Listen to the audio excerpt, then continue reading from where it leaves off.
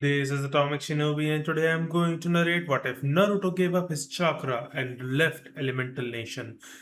If you enjoyed this video, please like, share, and subscribe to this channel. And for more exclusive and spicy content, follow me on Patreon. Link is in the description below. And now, wasting no more time, let's start the story. With a book in his hands, Naruto walked over to a tree and said, "I can do this." Naruto had previously taken Jiraiya's book on sealing jutsus to see if it could help him become stronger. "I know I can do this. Arrow." Sennin probably said that these things are too tough, so I could just leave him alone and not bother him again about the whole thing, Naruto said while sitting by the tree. When Naruto opened the book after giving it a long, intense look, he saw pages and pages of seals. "So this is it? Huh." Naruto then examined a couple seals, but something about them seemed familiar. "These things are just like puzzles. Kind of strange, but I guess I could try one out," said Naruto. Then Naruto pulled bits of paper tags out of his pouch and began experimenting with them. At that point, Naruto began creating an endless number of seals on the paper tags. Naruto remarked somewhat irritably, "Yeah, like this is supposed to be tough. Nice try, Arrow." Sennin. Naruto stopped making seals and looked up to see Sasuke's brother and fish face. "It looks tough. With a shark. Like smile," Kisame remarked. "I'm actually shocked that a gaki like you can make such difficult-looking seals that can put the Sannin to shame." After hurriedly creating his trademark hand seal and yelling, "Kage Bushin no Jutsu," 30 Narutos suddenly materialized and charged at the two. However, Kisame cut off 6 of them, and Itachi used Amaterasu to eliminate the majority of the others until only 3 remained. With the assistance of the other 2, Naruto formed a Rasengans in each hand and lunged towards them. Naruto then leapt into the air and attempted to slam his Rasengans into the 2, but Kisame was actually a shadow clone because he spit out a volume of water that resembled a shark and slammed straight into Naruto before vanishing in a cloud of smoke. Glancing around, Kisame asked, "Now where did that punk gaki go?" After that, Itachi searched the area with his Sharingan until he found evidence of Naruto's Chakra. Itachi hurried to where Naruto was, Kisame in tow, and yelled, "Keep up." Naruto was breathing heavily as he considered the circumstances. In addition to being by himself and without any arrow Sennin in sight, he was being pursued by 2 S-ranked criminals. He didn't expect Lady Luck to save him this time, but he knew that he couldn't escape this predicament without it. Naruto began pondering until he came up with an idea, but it was extremely dangerous and risky, and if it worked, then he won't have a good outcome. Naruto hastily pulled out a pen and paper tag, ready to write something, but he had to leap away as Kisame used Samahata to swipe at him. Naruto scowled at Itachi in the fish face before realizing he had dropped his pen. Naruto anticipated seeing that Kisame had destroyed the pen by trampling on it. Naruto was at a loss for what to do, but then he had an epiphany. 50 clones were swiftly created and charged at the 2, but Kisame swiftly performed a jutsu by performing a series of hand seals. Kisame yelled, "Suiten Bakusu Shoha," as he spat out a massive amount of water that turned into a massive wave that engulfed the Naruto and crushed them all, causing them to disappear. Sadly for the 2, the real Naruto had already escaped. Kisame remarked, "Damn cowardly gaki." Naruto swiftly made a seal on the paper tag he was holding by biting his thumb until it began to bleed. He rushed as fast as he could until he completed the seal on the paper because he could feel Kisame and Itachi approaching. When it was finished, Naruto swiftly unzipped his jacket, lifted his mesh armor and black shirt, sent all of his chakra into the tag, and slammed it onto the seal that had formed on his stomach. Since he knew it wasn't enough, Naruto focused hard as he began to summon the Kyuubi's chakra and sent all of it into the paper seal. He then felt all of his chakra disappear as his chakra pathways had been shut down. Naruto felt his chakra being leached from him and into the tag, but he also felt his chakra pathways change. Naruto dropped to his hands and knees and thought, "I did." The shark man lifted Naruto up and slammed him into the tree, but Kisame grabbed him by the neck. Kisame grinned like a shark and said, "Got you now, gaki." Suddenly, Naruto began laughing, which caused him to raise an eyebrow in perplexity. "Am I missing something?" Kisame asked. "You realized you were captured, right, gaki?" "Yes, I am aware of. But with my chakra pathways disconnected, what good would I be to you?" Naruto remarked, choking the 2 with a smug grin. "What? You're telling lies," Kisame shot back. After scanning Naruto's body with his Mangekyo Sharingan, Itachi's transformed eyes widened in shock. "He's not lying," Itachi said, causing Kisame to turn to face him in shock. "His chakra pathways have been shut and his connection to the Kyuubi along with it," Itachi remarked. "He is useless to us and the Akatsuki." "You're kidding. Even so, how did he do that?" Kisame inquired. It is no longer relevant. No one can use him, Itachi remarked. Gosh. I suppose I could just end his suffering, Kisame remarked. Go for it. If nothing else, I can kick you in the face, Naruto yelled, gathering all of his inner bravery. Don't even try. All bark, no bite. You would essentially be killing a wounded dog. Itachi added, it's better to let him suffer. I felt like I was being cruel here. As he let Naruto fall to the ground, Kisame said, all right, I'll let the Gaki live.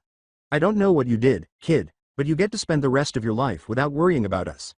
However, since you are no longer able to be a shinobi, I'm not sure what good that will be, Kisame remarked before he and Itachi quietly left.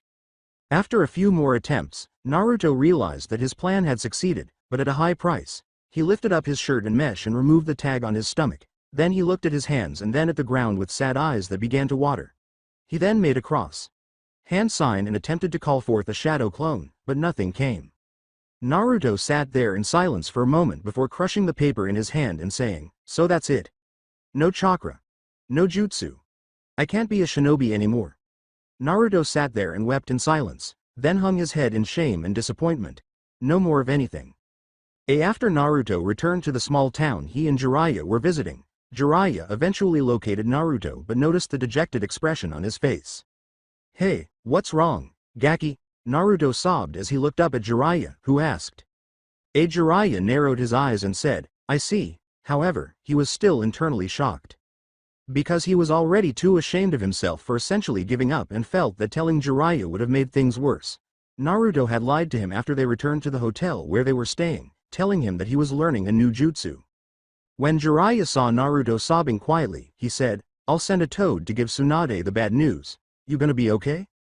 Is that all you have to say to me? Will I be alright? I made a mistake. I can no longer be a shinobi because I lost my chakra. Consequently, I am unable to fulfill my promise to bring Sakuke back for Sakura. Would she consider this? With tears streaming down his cheeks, Naruto let out a cry of rage and self-loathing. The only thing Jiraiya could think of to help the child a little was to move closer to him, give him a hug, and let Naruto cry on his shoulder until he had sobbed himself to sleep. Jiraiya simply looked at Naruto with sadness and sympathy. After escorting Naruto to his bed and letting him sleep, Jiraiya stared at the young boy and said only one thing. Minato. Kushina.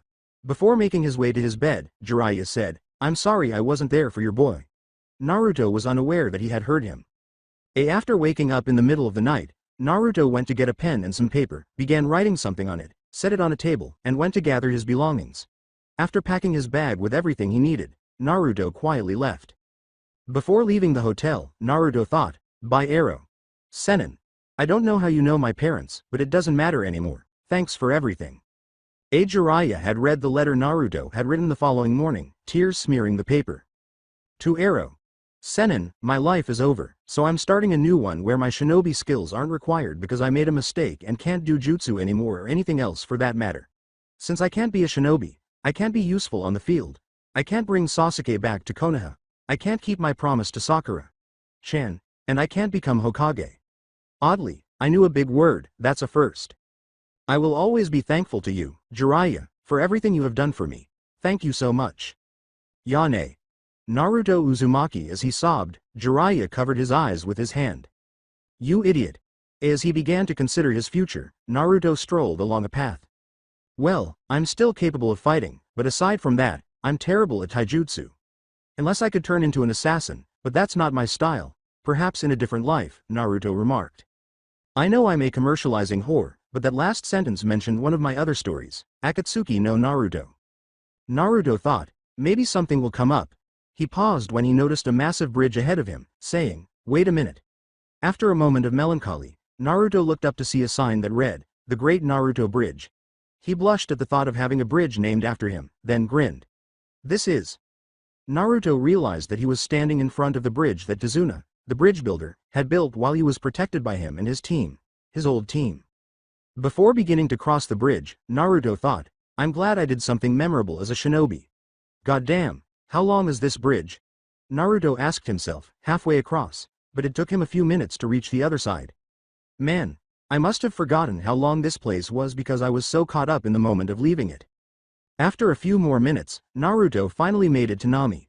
Looking around, he noticed that the town had changed since his last visit and that everyone was now content, which made him smile. Naruto was very happy that he had contributed to Nami's happiness once more. Naruto? Naruto looked over at Inari. Naruto smiled and said, "Hey Inari, long time no see." Inari began to cry when he saw his older brother figure once more. Naruto.ni.san. Inari ran towards Naruto and hugged him with the blonde hugging him back. "I missed you, I'm sorry," Inari said, looking up at him with tears in his eyes. "For what purpose?" Naruto inquired. "Because I'm crying," Inari complained, and Naruto put a hand on his head while grinning at the young child. Inari. As Inari cried more and hugged Naruto more tightly, Naruto remarked, "I missed you too, Inari." Naruto was still grinning. "I've learned that sometimes it's okay to cry when you miss someone." "Well, see who it is. It's been a while since I've seen Gaki," Naruto said, looking up at Tazuna. Tazuna grinned as she spoke. "Hey, what's up, old man Tazuna?" As he and Inari parted ways, Naruto greeted the elderly bridge builder. As he approached the blonde, Tazuna remarked, "I see you're as short as ever." Naruto grinned as he and Tazuna laughed at their conversation, adding, "And you reek of sake, just as I remember." "So, why have you come here?" Tazuna asked. That made Naruto feel saddened about what happened yesterday. A look that did not go unnoticed by Tazuna and Inari. "I see. Well, Inari and I were going home for lunch. If you'd like, feel free to join us," Tazuna said. Naruto grinned and thanked Tazuna, saying, "Thanks, I'd like that." The three of them then made their way to Tazuna and Inari's home. Whoa. Was that the actual event? Tazuna let out a startled cry. Yeah. Naruto told them the truth about what had happened to him rather than the story he made up to tell Jiraiya, reasoning that since he was beginning a new life, someone should know the truth. He even told them about the Kyuubi to explain why his village hated him and why the Akatsuki were pursuing him. "I guess you guys hate me now." "What? Why would we?" Tsunami inquired. Naruto stated, "Because of the demon I hold in my gut." "Kid, there's a huge difference between a person and a demon, besides you said that this Akatsuki or whatever lost interest in you because they can't get the thing." Tazuna responded. "Yes. I take it that means he's gone." Inari uttered those words. Naruto looked at his stomach and said, "Well, he might still be in there, but most likely he's cut off from the rest of the world." "So what's the problem?" Shrugging his shoulders, Tazuna said. Tsunami said, sounding maternal, "Besides, this place will always remember you as a hero, not what that creature is." When Naruto heard these three, he couldn't help but start crying. "You have no idea how much that means to me." Naruto wiped away his tears. Tazuna smiled and crossed his arms, saying, "You're always welcomed here, kid." Naruto grinned as he glanced at them.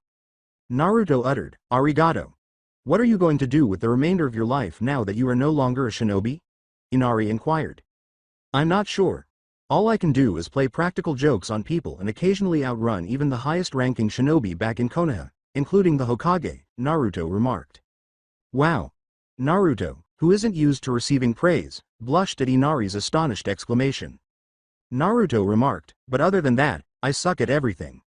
"Well, is there something you've wanted to do for a long time?" Naruto put on his thinking face and rubbed his chin with his index finger in response to Tsunami's question. After a short while, he figured it out.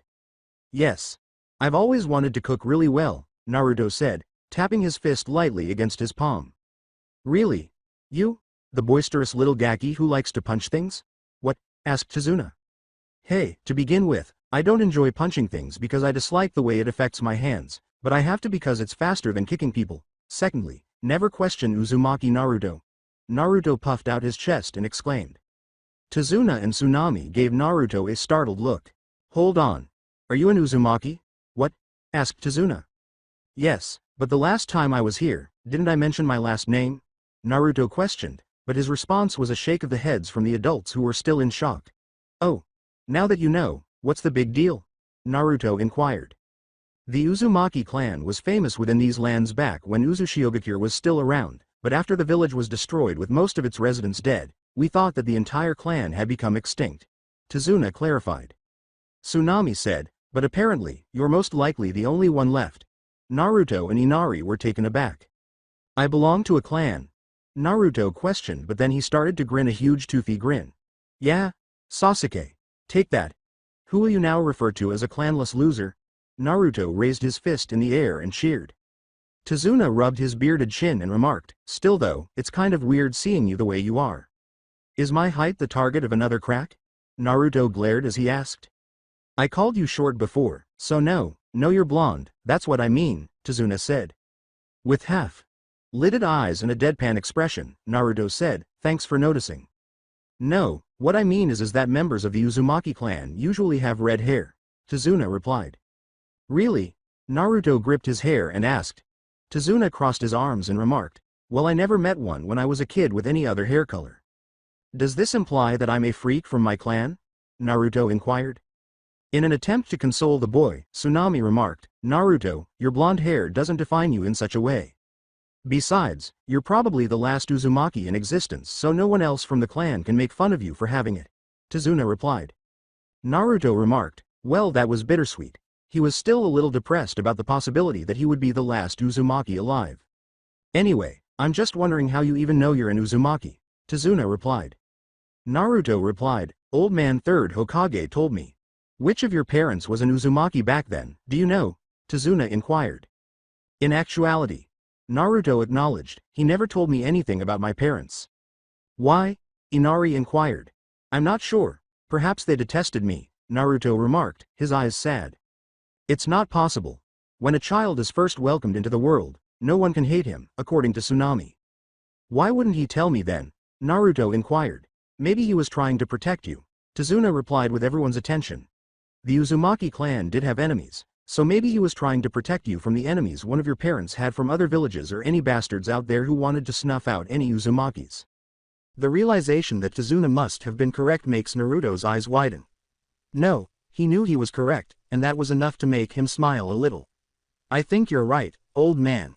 In any case, do you know anything more about my former clan, old man Tazuna?" Naruto inquired. Naruto's eyes widened when Tazuna said, "Well, not much, but I do remember that Uzumakis were distant cousins to a clan called the Senju. That implies that Tsunade.Ba-chan and I are related," Naruto thought in disbelief. "Uzushio and Konoha developed strong friendships with them." Tazuna surprised Naruto by saying, "That red swirl on your back is actually the Uzumaki clan's crest." Konoha had placed the Uzumaki clan's crest as a sign of friendship and camaraderie with their sister clan. Tazuna remarked, "In fact, I think I also see the crest on that symbol on your headband." Naruto removed his Hitai.8 and examined it. Initially, the blonde was unable to see it, but after he covered up the point and the stem, he was able to see the Uzumaki clan symbol. "All right. What then became of Uzushio-Bakure?" Naruto inquired. "During one of those shinobi world wars, 2 other villages banded together and destroyed Uzushio, along with most of its people," Tazuna continued. "But why didn't Konoha assist them if that is true, Gigi?" Inari inquired. "I'm afraid they were dealing with their own problems that became too grand that they couldn't provide aid to their comrades," Tazuna responded. Naruto's eyes were sad as he said, "I see. However, a few individuals here continue to hold on to the belief that our land and the land of fire are connected, even in the absence of Uzushio. I still believe in that strong bond and that Konoha would help get the job done, which is why I asked Konoha to help me instead of Kiri for protection while I built the bridge," Tazuna said, grinning. "Who would have thought that I would have been lucky enough to find an Uzumaki to help renew everyone's faith in the bond between Nami and Konoha?" Naruto gave Tazuna a wide-eyed stare before flashing his signature smile. Tsunami remarked, "You know Naruto, if you wish to learn how to cook, I can show you some of the basics." Naruto grinned and bowed to her, looking surprised that she offered. "Tsunami-chan, arigato." The older woman laughed at Naruto's kindness as he thanked her. Naruto arrived in Nami a few days ago, and since Tazuna, Inari, and Tsunami liked the child so much, they let him stay. Tsunami taught Naruto how to cook, and the boy really had a lot of culinary potential. Tsunami actually believed that Naruto was more skilled at cooking than she was. When he wasn't cooking, Naruto practiced taijutsu, but he chose to try fighting with just his legs because he was worried that if he kept fighting with his fists, he would unintentionally cripple them, making his desire to cook an impossible goal. In addition to his typical blue shinobi sandals, Naruto was wearing black pants, a black shirt, and an orange armband around his right bicep. Naruto was currently shopping for dinner with Tazuna and Inari. Naruto turned to Tazuna and said, "Hey Naruto." Tazuna pointed behind Naruto and said, "Check that young one." Naruto turned to see a pretty girl with brown eyes and brunette hair that reached her mid-back. She was wearing a red shirt, black pants, sandals, and a gold bracelet around her left wrist. Ew, gross old man, I didn't know you were a. Before Naruto could say anything more, Tazuna struck him in the head. What a fool. Tazuna said, I was going to tell you to go talk to her.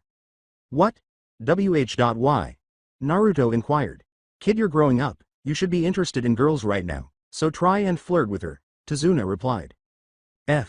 Flirt with her? Naruto didn't want to because he still held feelings for Sakura, but since she was a part of his old life that he gave up, then he thought that maybe it was best to find someone new. Only one problem though. I don't know how to feign flirtation, Naruto said, blushing. Just compliment her and junk. Girls like it when you act all sweet and head over heels for them, Tazuna replied. Does it operate that way? Naruto inquired. Go ahead and try it. Tazuna pushed Naruto in the direction of the girl, but it seems that he was pushed into her, causing her to fall to the ground. The girl took Naruto's hand as he helped her up, and Naruto, trying to sound romantic, said, I apologize my lady, a fool like me should feel disgusted for not watching my step. In an attempt to sound romantic, Naruto knelt down and held out his hand to the girl, saying, allow me to help you pee to your dainty feet. The girl thanked Naruto, saying, arigato. Naruto bowed and remarked, I must say you are a gorgeous young woman. The girl blushed and held one of her cheeks before saying, oh, that's really sweet of you to say. Sorry, but I have to go now. Naruto straightened up and grinned sweetly, saying, I understand, but it was nice meet someone so angelic as you. The girl bowed and said, and it was nice to meet someone as sweet as you. Then she turned and walked away. So long sweet Melorine, Naruto said romantically, causing the girl to blush as she walked away while everyone else stared at the blonde in bewilderment. Naruto then turned to face Tazuna and Inari, who gaped at him in disbelief. Tazuna remarked, damn kid, I didn't know you had it in you. Still taken aback by how successfully he flirted with the girl, Naruto responded, me either. What is a Melorine, ni-san? Inari inquired. An alternative to ice cream. Your mom just told me about it, said Naruto. You gave that girl ice cream, then? How was it, kid? Geez, that's a new one, Tazuna remarked. Tazuna inquired. To be honest, I'd like to make more flirtatious moves. Tazuna and Inari fell to their knees as Naruto yelled, beaming broadly. Tazuna thought, I've made a monster, a perverted monster. A day after Jiraiya returned, Tsunade was drinking once more in Konoha, moaning over her recent loss. She felt empty for a moment after he broke the bad news to her, but then she lost it and began destroying the entire room. When Shizune heard the news, she began to cry immediately, but she felt that Sakura was the one who was most hurt. She had known Naruto for a long time, and when she learned that he had disappeared, she broke down and began to weep silently. It took Jiraiya and Kakashi to stop her from causing any more destruction. She locked herself in her room after hearing the news yesterday, sobbed all night, and is still crying today. This had an impact on everyone. The villagers were joyful, but over 1/3 were deeply saddened. The Konoha 10, the group that comprised the graduates of Naruto's generation and Team Guy, were also hurt, particularly Hinata, who was in a similar state as Sakura, with her feelings for him being known only to the blonde Baka Naruto. With stains from both her own tears and those of her former teammate, Tsunade examined the note that Naruto had left for Jiraiya. The only positive Tsunade could think of was that Naruto kept the necklace she gave him with Jiraiya, which led her to believe that he couldn't part with it because he loved the gesture she had given him. You idiot. You're coming back here whether you like it or not, she thought. After a month, Naruto was sitting on the boardwalk close to the house. His whisker marks had recently faded to the point where they were hardly noticeable, and his eyebrows had developed in an odd way, with the hair on his right eyebrow forming a spiral and the hair on his left eyebrow forming a spiral on the inner end.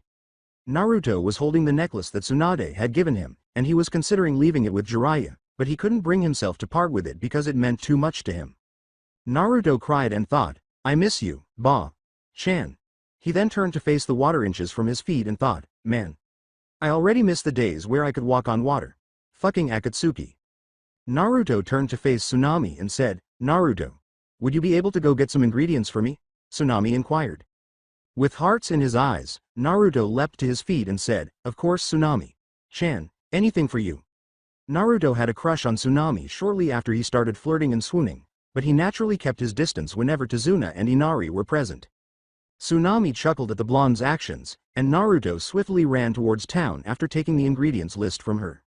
That boy is just too cute, Tsunami grinned. Naruto entered the grocery store and picked up the ingredients for tonight's meal. Just as he was about to leave, he noticed a girl in a red outfit bending over to pick up something, and he grinned with hearts in his eyes.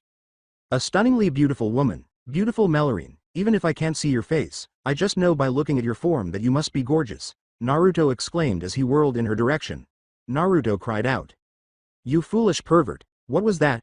The girl stood up and turned to face the man, raising her voice as she did so. Naruto felt his heart stop when he realized that the girl he was attempting to flirt with was Sakura. Sakura's eyes widened upon seeing the familiar cerulean eyes and blonde hair, as well as the faint but still noticeable whiskers that resembled birthmarks. Naruto? Sakura looked at the blonde in disbelief and said, Naruto did the only reasonable thing he could think of. He fled from Sakura as quickly and as far away as he could. Sakura put her hands on her knees and stopped, trying to keep up with Naruto, who was much faster than ever before. I swear I won't lose you, not after learning the truth, Sakura thought as she attempted to track down Naruto. I lost Sasuke. Sakura was on her balcony, her head resting on her arms on the railing, a full week after Naruto was reported missing. You still miss him? Sakura merely nodded as Kakashi appeared beside her, perched on the railing, saying, I know you miss him, I do too, but I came over to ask if you wanted to clean out his apartment. Sakura nodded in agreement, shedding just one tear. Sakura and Kakashi went into Naruto's former apartment and began cleaning it out. After some time, Sakura went to a drawer beside Naruto's bed, opened it, and began removing Naruto's clothing. Sakura saw her name written on a piece of paper in the corner as she was removing the clothes. What on earth?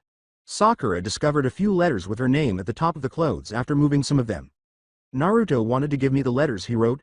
Then Sakura saw a black box and reached for it.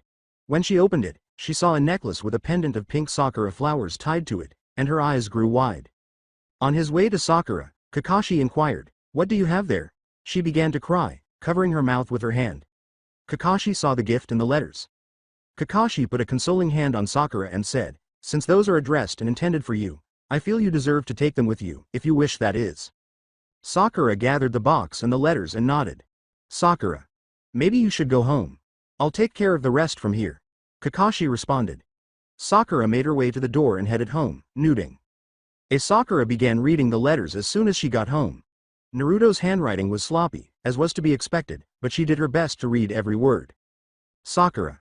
Chan, please, I've been meaning to tell you this, but since I'm a total coward, I thought this would be the best way to get my point across. I suppose I should say what I want to say first. You're amazing. And I hope we'll be on the same team when I'm a genin, it's true. I suppose that's all I have to say at the moment. Or more accurately, right, but I swear there will be more of these in the near future. From me, Naruto Uzumaki. P.S. It's true. Sakura couldn't contain her laughter at the final line. He always behaved like an enthusiastic idiot, even when it came to his careless writing. Then Sakura picked up the next letter and began to read it. Sakura. Chan, please yada, together, we are a team, unfortunately, Teme is with us. You know, I wish it was just the two of us. I feel bad about what I did during our break before we met that strange man in the mask, but I suppose it doesn't matter because you and I are on the same team. Sakura raised an eyebrow, unsure of his meaning. I suppose this is the closest thing I can tell you. It was me, not Sasuke, who complimented your forehead. Sakura's eyes widened in surprise and she gasped.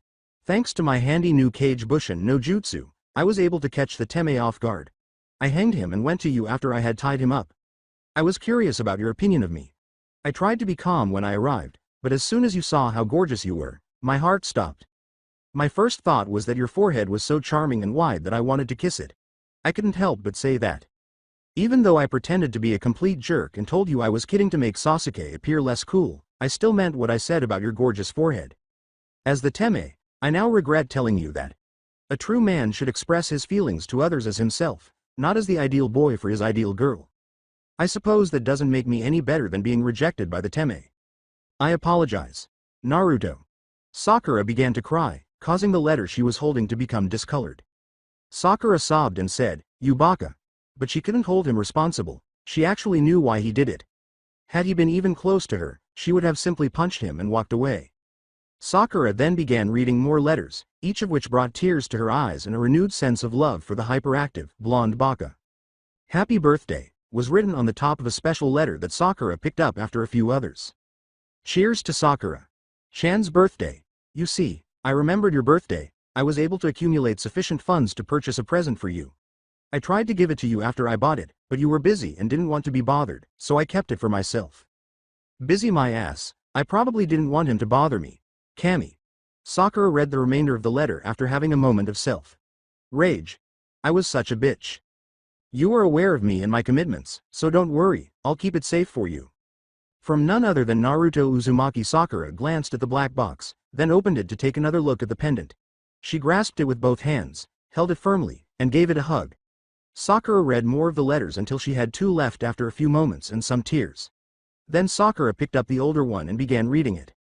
Sakura he neglected to add the suffix at the end of her name, so she knew something wasn't right. Now I understand. I'll never be loved by you. Just the Teme. I shed happy, relieved tears when I saw how you gave him a hug. I understood. Even though I know I can't win, my love for you won't go away. I still long for you in my heart. I feel like I will always love you, no matter what. Despite everything we've gone through, I still feel like my heart belongs to you and nobody else. Writing this makes me sound like a loser, but I can't help myself. This is my actual feeling. I was a fool to believe that I would prove myself to you when the Teme challenged me. My heart ached when I saw you sprint directly toward the spot where our jutsus would collide just as Sasuke and I were ready to finish it. When Kakashi-sensei stopped us, I was incredibly appreciative. If you had been injured, disabled, or worse, I couldn't have forgiven myself. I apologize, Sakura-chan, for being a fool, Naruto. At this point, Sakura began to cry even more, but she managed to hold back and pick up the final one before beginning to read it. Sakura-chan, I was unable to bring Sasuke back to the village after he had left. I apologize for being of no use. But I'll get him back, I promise. I'm going to be stronger than ever when I return to the village with Ero Sennin. I'll have the strength to fulfill my promise to you and bring Sasuke back. Sakura-chan, your happiness means the world to me. More than my own, even.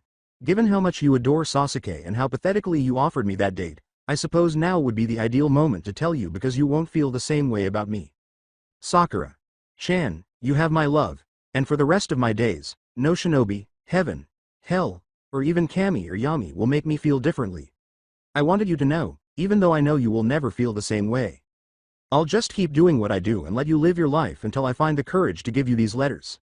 For now, Sakura-chan, goodbye. I look forward to seeing you soon. Naruto. Love. PS. You would always smile if I could only ask for one thing from you. I adore your smile. Sakura began to sob uncontrollably and dropped the letter to the ground. Sakura exclaimed, "You baka," as she kept crying. "I'm going to bring you back. That's my promise to you." Then, with the necklace in her hands and near her heart, Sakura lay on her bed and sobbed. Sakura kept trailing Naruto while her pink Sakura blossom pendant glistened in the sunlight and her necklace danced against the wind.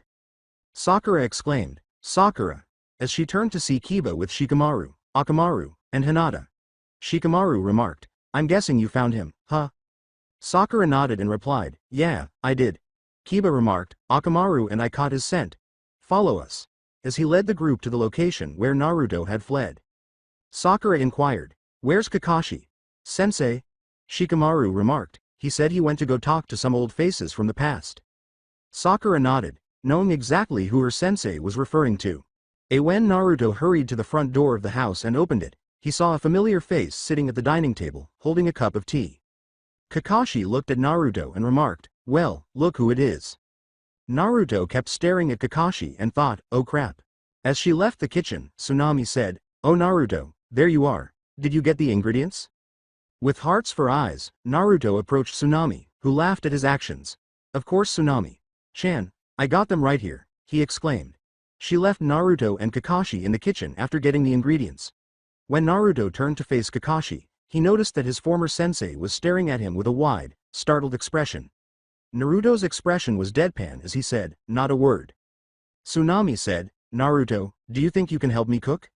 With his big smile and heart-shaped eyes, Naruto replied in love mode, "Of course, anything for you Tsunami-chan," and hurried to the kitchen. Kakashi was looking shocked at Naruto's new personality the entire time. Did I just meet a new perverted blonde, or was that Naruto? Still in disbelief, Kakashi thought. As Kiba led the others to a house by a large body of water, he said, "He's here, along with something that smells delicious." Sakura, feeling foolish for not coming here first, said, "Wait a minute, This is Tazuna's house. Oh, of course he'd stay here. As the four headed for the house, Shikamaru remarked, well, time to say hi to the baka again. Since Hinata hadn't seen Naruto in a long time, she was anxious. After he vanished, she promised to let him know how she felt. She hoped to acquire the necessary strength. Naruto-kun. I really missed you. I said I would bring you back. As she and the others came to a halt in front of the door, Hinata thought, and I intend to keep that promise. After a short while, Tsunami answered the door after Shikamaru knocked. Sakura immediately bowed to the woman and said, hello Tsunami-san. Tsunami smiled and bowed slightly, saying, oh Sakura, it's good to see you again, and I see that these three and the adorable puppy must be your new team. Welcome. How do you know about us being on the same team? Asked Kiba. Tsunami responded, well because Kakashi is here and he told me everything. Then does that mean that? Naruto. He is here Sakura. In fact he's been living with me and my family for a month now. Replied Tsunami. Would you like to see him? Sakura nodded in agreement as she began to cry. Sakura replied, yes, please. As she greeted them, Tsunami grinned. The sight of Kakashi and a mouthwatering aroma greeted the four genin as soon as they entered. As he and Akamaru smelled the delectable meal, Kiba exclaimed, man, what's cooking? The four turned to the kitchen and saw a familiar blonde preparing fish with fried rice and a nice soup. With his back to them, Naruto remarked, I thought with the famous Inuzuka nose that you'd be able to know what it was. Kiba exclaimed, Naruto? You're cooking it? Damn it, guess it's going to be burnt. However, he was abruptly kicked in the face, sending him flying back out the door. Before Naruto placed his leg back on the ground, the genin glanced over and saw him with it up. Returning to the kitchen, Naruto remarked, show a chef respect Kiba, or else you'll get what's coming to you. Damn it. Ow. I think he broke my nose. Kiba complained about his friend's recent injury while holding his nose with Akamaru. Naruto said, quit being a baby, I didn't kick you that hard. Why the hell did you kick me? I thought you would have punched me, Kiba yelled. As he proceeded to prepare the meal, Naruto remarked, a chef should never fight with their hands. They should only be used for cooking. As she approached him, Sakura began, Naruto. Knowing what was about to happen, Naruto sighed and walked over to Sakura, bowing his head for her. Naruto said, go ahead. Sakura then struck him in the back of the skull. You baka! Sakura yelled. Before getting to his feet, Naruto moaned and rubbed the painful area on his head. Naruto questioned, better. But Sakura's unexpected embrace startled everyone, with the exception of Tsunami, who couldn't understand why everyone's eyes were so wide. Sakura said, you baka! Don't ever run away again. When Naruto smelled the food, he was unsure of what to do. Oh crap! Naruto yanked Sakura away and hurried back to the kitchen to check on the food. As he continued to cook, Naruto remarked, oh thank Kami, it's still good. Kakashi grinned and remarked, apparently Naruto has become a pretty good little chef. Naruto muttered, a compliment from Kakashi Hitaki, now that's rare. With mock hurt, Kakashi remarked, ow, that hurts my feeling Naruto. You only taught me to never abandon my comrade and how to walk on trees. Sorry if I don't got that much respect for you as a sensei. Naruto replied. Kakashi felt wounded now. Kakashi felt a little better when Naruto remarked, a leader on the other hand, I respect you a whole hell load with that. Dinner will be ready in like 5 minutes, so either sit down and wait or go take a smoke outside, Naruto replied. Shikamaru declared, none of us smoke, it's a troublesome habit. Naruto recalled his first smoke with Tazuna and thought, that's what I said to Tazuna and he still got me to try it. What kind of elderly man offers to smoke with a 13-year-old? Hell, I wouldn't have tried it if he hadn't called me a pussy, Naruto thought. While they waited for Naruto to finish preparing the meal, everyone took a seat at the table. As he handed the first few plates to Kiba, Shikamaru, and Kakashi, Naruto remarked, there. When the men looked at the food, they were astounded to see that Naruto had prepared loaded potato soup, shrimp fried rice with peppers mixed in, and perfectly cooked poached fish. This isn't poisoned with something else, is it? Asked Kiba. Naruto brought a small plate with chopped beef on it and placed it on the ground, saying, starve if you want. As the puppy barked and thanked Naruto, he went to the plate and began to eat. Enjoy Akamaru, Naruto said. Then Naruto appeared beside them and took the remaining plates for the woman. With hearts in his eyes, Naruto said, here you go, beautiful Melorine, as he set the plates in front of the woman. He then hurriedly grabbed and arranged elegant dining attire in front of them. He then took 3 vases, filled them with water, and arranged flowers in them before rushing off to get candles and set them in front of the women. Sakura and Hinata blushed as Naruto grinned and exclaimed, "Enjoy." Tsunami laughed. "That's bull.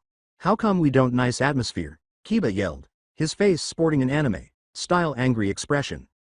Naruto said as he made his way upstairs, "Quit whining." Tsunami said, "Naruto-kun, aren't you going to eat?" Naruto put his hands in his pockets and went upstairs, saying, "Maybe later. I'm kinda tired from the training I had earlier this morning." Naruto stopped and said, "Oh, but before I go, I got to say." He suddenly materialized before Hinata and took her hand. As he was in love mode, Naruto said romantically, "Hinata-chan, you've grown so beautiful. I apologize for not noticing your beauty before. You are what many men would gladly call a goddess and I am one of them." Hinata blushed red, and everyone else, aside from Tsunami, adopted shocked, anime-style expressions. With a hand over his heart, Naruto declared, "You are a true angel. And if you need anything, just tell me and I will follow your every command, you gorgeous angel." That was more than Hinata could handle, as her face turned completely red before she passed out on the ground. Naruto. K.kun, Idiot. Look what you did, Kiba yelled, pointing at Naruto's work with an anime-style irate expression on his face. Naruto scratched the back of his head and said, "Whoops, I guess I came on a little too strong." Sakura yelled, "You baka," as she struck Naruto in the face, causing him to crash into the wall. As he was pressed into the wall, Naruto moaned, "I probably deserved that." Naruto ascended the stairs and remarked, "Well later." "How the hell did he get over there?" Sakura, Shikamaru, and Kiba asked, their faces fashioned like anime. Kakashi remarked, "That doesn't really matter. However, I have the same question myself," he reflected. Grabbing his utensils, Kakashi said, "Let's just dig in." Kiba inquired, "What about Hinata?" In her dream, Hinata grinned and said, "Naruto-kun, I don't know what to say." Kakashi dismissed it, saying, "I'm sure she's fine." The Konoha. Nin's eyes widened in surprise as he took a bite out of the food. Kakashi faster than the others to avoid showing them the bottom half of his face. For a few moments, none of the Konoha. Nin moved. The only thing that had happened was Kiba dropping a spoon. Kakashi exclaimed, "Oh. My. Kami. This is the best thing I've ever tasted," with wide eyes. As he, Sakura, and Shikamaru began eating, Kiba began to cry. Kiba exclaimed, "I can't believe I'm saying this, but this is the best meal I ever had. Damn you Naruto," as he continued to eat. Shikamaru questioned, "Why are you even crying?" "Because he can cook. Do you know how many women back at Konoha love a man who can cook?" Kakashi responded, "About 98% of the female population." "Exactly. That damn blonde," Kiba exclaimed while he kept eating. Sakura continued to eat the food Naruto had prepared for her while gazing at the stairs. Sakura headed upstairs after dinner. She had a pretty good idea of which room Naruto was in, but she didn't know where he was because she couldn't sense his chakra because he essentially had none because his chakra pathways were gone. Sakura reached the door of the room where Naruto had stayed during their mission. Sakura inhaled deeply and knocked on the door. When no one answered, she knocked again, but to no avail. As fear entered Sakura's heart, her heart began to race. She barged through the door and into the room, fearing that Naruto would flee once more, only to find him staring out the window at the setting sun. "You could have just asked if you could have came in," said Naruto, "but then again, it was my fault for not answering after that first knock. So what can I help you with, Sakura-chan?" Sakura said, "I wanted to talk about the letters." When Naruto heard that, his heart stopped. Naruto questioned, What letters?" Sakura made Naruto swallow when she said, "The ones that were in your drawer that were addressed to me." Naruto said, "And you want to kick my ass now?" Sakura walked over to him and said, "No, I want to know if what you wrote in there was true." Startled that she would ask that, Naruto turned to face her. Sakura sat down beside Naruto, who responded, "Yeah, every word." Sakura inquired, "And the compliment about my forehead?" Gazing into Sakura's eyes, Naruto mustered a great deal of courage. Naruto uttered, "With all my heart." "Sakura, I know you'll never love me like you do Sasuke, but Naruto's words were abruptly cut off as Sakura kissed him. Naruto's eyes enlarged in complete disbelief. As Naruto relished each moment, it seemed as though time had stopped. Sakura then moved away from Naruto, her emerald green eyes glinting into his cerulean blue ones. There was silence for a moment, and then Naruto fainted, his eyes filled with hearts, and his nose shot blood. Sakura merely gave Naruto a startled glance before grinning at him. The smile on Sakura's face said, "Perverted baka." After assisting Naruto onto the bed, Sakura departed. A drool was streaming from Naruto's mouth as he slept in the room. In his dream, Naruto said, Sakura. Chan, Hinata, Ino, Tenten, ladies, calm down, there's enough of Naruto to go around. However, he became alarmed when he felt a familiar presence. When Naruto opened his eyes, he saw a falling object. Naruto swiftly retreated from the blow that split the bed in two. Naruto raised his head to see Kisami's happy face. Kisame said, "Sup kid?" With haste, Naruto leapt from the bed and fled the room. Before leaving the house, Naruto hurried downstairs and gathered a few items. When Kisame leapt out the window, he saw Naruto sprinting in the direction of the forest. As he went through some hand signals, Kisame remarked, "Not this time Gaki." As Kakashi nearly stabbed him with his jutsu, Kisame leapt away and yelled, "Reikiri! Lightning blade!" Glaring at Kisame, Kakashi remarked, "I didn't expect to face off against another swordsman of the hidden mist in the same place after so long." Kisame smiled at Kakashi and said, "Oh that's right. You fought Zabuza here. Poor guy only wanted to get the pain known as the Mizukage's puppets out of his hair." Kakashi remarked, "And now you're here trying to harm my student." Kisame grinned dangerously and said, "True, but I guess I could have some fun while Itachi deals with the Gaki." Sakura called out the name of her sensei, Kakashi. "Sensei," as she and the other genin appeared. "Sakura, you and the others go after Naruto. Now," Kakashi commanded. After following his scent, Kiba and Akamaru led the others to the location where Naruto had fled. Kisame asked, still smiling, "Do you really think you can beat me?" Kakashi glared at Kisame and remarked, "No, but I'd gladly lay my life on the line for my comrades." As he began to consider his next move, Naruto ran through the woods, but at that moment, a swarm of crows flew straight through him, causing him to flinch and shield his face from their blows. Itachi appeared behind Naruto and seized his arm as he hurriedly reached into his pocket. Itachi screamed in agony as he grasped his eyes after Naruto swiftly pulled out a packet of pepper and tore it open with his mouth. Naruto swiftly seized the opportunity to stomp on his foot and bite his hand, causing Itachi to release him and give Naruto a chance to flee. Naruto yelled, "Let's see how good you are when those eyes are blinded by pepper," as he kept running as far away from the Uchiha as he could. "I was blinded by pepper, had my hand bitten, and had my foot stomped," Itachi thought. "If word got out, no one would ever let me live this down." He reached into his cloak and took out a water canteen, then used the water to wash his eyes. Naruto began to consider his options as he kept fleeing. "I can't do anything. What makes them want me at all? I have no chakra. Unless they manage to awaken it again. Oh no, what should I do now?" Naruto began to consider strategies to prevent the Akatsuki from obtaining the Kyuubi in himself. They might still manage to obtain the Kyuubi, so I can't kill myself. I need to figure out how to prevent the Akatsuki from ever catching both of us. Hold on. I believe I understand. Then, with the thought of what might prevent the Akatsuki from permanently achieving himself and the Kyuubi, Naruto ran for the town. When Naruto eventually arrived at an antique, he kicked the door with all of his strength and slammed it open. Naruto leapt over the cashier counter and hurried to a shelf, where he searched until he came across a scroll container featuring a skull and crossbones. As he reached for it, Naruto thought, "There it is." He recalled what the shopkeeper had said to him when he first saw it as he gazed at it. As he entered the neighborhood antique shop with Tsunami and Inari, Naruto questioned, "Why are we in an antique store?" "I'm hoping to find some things that could really brighten the house," Tsunami stated. As she left the two to peruse the store, Tsunami remarked, "I'm going to browse around. Please be careful you two. The things here aren't sturdy like most things in the world." Inari and Naruto also made the decision to look around. Inari looked around for a while before spotting a scroll container with a design of a skull and crossbones on it. Inari pointed to the scroll container and exclaimed, "Cool. Look at that thing." Curious, Naruto examined it, wondering why it bore such a perilous symbol. The old shopkeeper went to the boys and asked, "Can I help you boys?" Inari pointed to the scroll container behind the counter and said, "Yeah, we were wondering what's with the symbol on that thing." The shopkeeper remarked, "Oh that. Well, it's obviously a dangerous relic." "How so?" Naruto inquired, curious about the background of the ancient artifact. "You see, inside that container is a scroll that when opened, it sucks in people into a different plane of existence where they can never be found ever again," the elderly gentleman continued.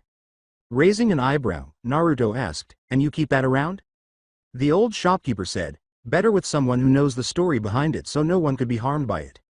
To make sure he understood, Inari repeated, so whenever somebody opens it they get sucked into a different world? Well, yes and no. You see, the scroll only works when blood is placed onto it and it only activates once every year. After someone uses it, it will stay a regular scroll until approximately 1 year has passed. The proprietor clarified. Whoa, Naruto and Inari gasped in shock at the scroll's strength. After gazing at the scroll, Naruto extracted his Hitai.8 from his pocket. I surrendered my chakra. I stopped being a shinobi. I abandoned my previous life, and I'm going to give myself up entirely now. Naruto gripped his headband tighter. I suppose there's no limit to what I'll do, whether it's selfish or selfless. Naruto thought, I guess this is it for me, but then a huge body of water struck the antique store. Coughing up water, Naruto swam with the debris until the water left him on the ground. When Naruto looked up, he saw Itachi and Kisame, the former of whom was smiling at him. Kisame declared, no more running brat. This is it. Naruto noticed the scroll container by turning his head to the side. Naruto yelled, you're damn straight this is it, and leapt for the scroll container. It was a black scroll that Naruto swiftly opened after grabbing it. Naruto observed that neither of them moved a muscle. Naruto asked, not worried? Kisame grinned and said, you got rid of your chakra with that seal you made, Gaki. We've got no worries. As he began to unfold the scroll, Naruto gave the two a fierce look. Sakura and the other genin had shocked expressions on their faces when Naruto looked up, asking, what did he say? Oh, you didn't know? Well, apparently the little Gaki here was smarter than we thought. He made a seal that completely shut off his chakra pathways that not only rid him of his chakra, but also his connection to the Kyuubi, making him useless to the Akatsuki. At least that was until our own seal master found a way to reawaken his chakra pathways, making him useful again. Kisame clarified. I see. Sakura turned to watch Kakashi walk toward her and the genin while holding his bleeding left arm, the sleeve removed, and his scarred eye visible through its closure. Kakashi looked at Naruto and said, so Naruto voluntarily gave up his chakra so the Akatsuki can never get the Kyuubi. Naruto. You made the ultimate sacrifice, which I doubt any shinobi would voluntarily make, including myself. You are a true shinobi in every way, even though you no longer possess your chakra. Kakashi genuinely started crying as he thought, and I was honored to be your sensei and leader. Minato. Sensei. Kushina. Sama. I have no doubt that you would be extremely proud of Naruto. Luckily, with your chakra pathways shut, we've got nothing to worry about, especially from that scroll. Kisame said with a grin, but then Naruto started to chuckle, which confused everyone. What's so funny? Naruto said, the situation is hilarious because you don't know the story behind this like I do. He then revealed a giant skull with crossbones inside the scroll. Then Naruto put his thumb on the skull and bit it. As he smeared his blood over the skull and crossbones, Naruto exclaimed, this scroll doesn't need chakra to power it. The scroll appeared out of nowhere, and Naruto felt his whole body being drawn into it as the light engulfed him. What the hell? Exclaimed Kiba and Kisame. With a false claim that the scroll would never work again, Naruto yelled, this scroll is sending me to a different plane of existence. Once I'm gone, the scroll will be forever useless to you Jinchuriki hunting bastards. This would prevent them from ever pursuing him again. Naruto. No. Sakura shouted as she tried to stop him, but Shikamaru and Kakashi held her back. With a tear streaming down his cheek, Naruto grinned and said, Sakura-chan, I'm sorry about this. I love you. After saying those last words, Naruto was drawn into the scroll and engulfed by the light. The skull turned white and blank after Naruto was drawn in, and the blood also disappeared. Kisame and Itachi moved in the direction of the scroll. Kisame bit his thumb and smeared his blood on the scroll, but nothing happened as he picked it up. Itachi then used his Sharingan to examine the scroll and discovered that Kisami's blood, which contained some chakra, was the only trace on it. After deactivating his Sharingan, Itachi remarked, he wasn't lying. The scroll is now useless. Kisame threw the scroll aside and grumbled, damn. I can't believe that Gaki actually outsmarted us again. We'll be the laughing stock of the Akatsuki once they hear that we got outsmarted by a chakraless dead. Last Gaki, twice, instead. Itachi said, speak a little louder, why don't you? Let's just get out of here. As much as I'd like to finish off Sharingan Kakashi and his little team of brats, I think we've actually had enough of our time wasted today. Kisame responded. Itachi replied, agreed. However, he was secretly shocked that Kisame preferred to depart rather than eliminate Kakashi and the genin.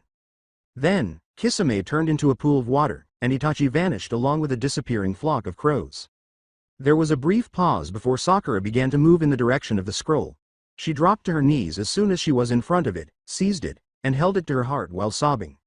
Kakashi approached Sakura and comforted her by resting his right hand on her shoulder. When Kiba saw that Hinata was crying because Naruto was gone, he put his hand on her back as a consoling gesture. Akamaru whimpered as he leapt down off Kiba's head and rubbed his head against Hinata's leg. As she sobbed, Hinata dropped to her knees and gave Akamaru a hug. Shikamaru's eyes began to well up with tears. He felt sorry for his old friend after discovering the truth about Naruto a few weeks ago, but he now realized that Naruto deserved respect for his actions rather than sympathy. Naruto was prepared to make any sacrifice for others, but he never anticipated that the blonde genin would truly give up his shinobi life by eliminating his chakra in order to prevent a criminal organization that was probably opposed to the world from obtaining a creature that could be used as a weapon of mass destruction. Shikamaru realized that Naruto was no longer Adobe, the dead last of Konoha. Rather, he was a true shinobi who deserved the title above all others because he made a sacrifice that he didn't think the Hokages would make. Sakura held the scroll and kept crying. "Yubaka. I also love you," Sakura thought. Then, unable to control herself, Sakura screamed and raised her head. "Naruto." Naruto cried out, "Ah," as he plummeted from the sky. "Ways I thought I was going to die. Fall to my death wasn't one of them, even after Arrow. Sennin did it to me the first time," Naruto yelled. Naruto fell into a massive ocean after what felt like hours but was actually only minutes. Naruto emerged from the water after a short while and inhaled deeply. Then he began scanning the vast expanse of blue water. Naruto noticed that his hair was all down and wet, and that his hair was covering his left eye. "This is it? This is the plane of existence that the scroll sends you to when activated? To a giant blue ocean?" he exclaimed. "This isn't what I expected with a symbol like that on the scroll and its container. That skull and crossbones was false advertising," Naruto yelled. "Huh. Wait, why am I focusing on my hair? I'm in the middle of the fucking ocean." But then he sensed something in the water. "Nani?" asked Naruto. Abruptly, a massive blue eel with red eyes and a yellow dorsal fin emerged from the water and roared as it descended toward Naruto, intending to devour him. As the eel approached him, Naruto yelled, "Not false advertising. Not false advertising, it fits." However, the eel was struck by exploding projectiles, causing it to roar in agony. Naruto turned to see cannonballs being fired at the creature by a ship equipped with cannons. The giant eel decided to go after a few more shots, plunging into the water and swimming off. "Whoa," said Naruto. Naruto turned to see a life preserver thrown beside him and asked, "Need some help there, kid?" Then, as he was drawn in the direction of the boat, Naruto clung to it.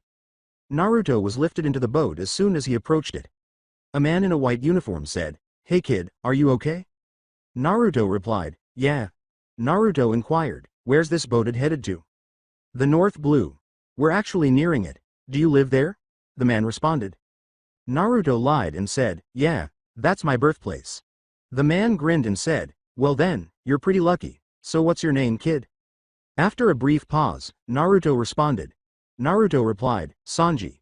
"The name's Sanji." The man had a pack of cigarettes in his pockets, which Naruto, or rather, Sanji, saw. Naruto said, "Hey," to get the man's attention. Naruto held out his hand and said, "Toss me one of those cancer sticks." The man just laughed at that. The man laughed and exclaimed, "Man, what a jokester." Even though the man wasn't kidding, Sanji smiled when he said, "I like you already, Sanji." From that point on, Naruto assumed the persona of Sanji, a talented chef renowned for his daring kicks and culinary prowess. Sanji explored the island after they arrived. He considered what he should do with his life at this point. He could still work as a chef, but what restaurant would hire him? In order to learn more about this new world, Sanji made the decision to visit a bookstore and possibly read some books. He became interested in learning about the fish of this new world and how to cook them after he entered the bookstore and saw the fish designs on the wall. Sanji discovered the area of the shop with books about fish and everything associated with it. Sanji pulled out a few books and began to read them, fascinated by what they contained. However, he soon became fixated on something. Sanji read the word as he saw it. The All Blue. Sanji was in awe after reading the All Blue section. According to legend, the All Blue is the only location on Earth where the North, South, East, and West seas converge. It is said that there are fish from all four seas in this fabled ocean. As he read more about the All Blue, a new idea occurred to Naruto, and his eyes' soul revealed gleamed. "This is it.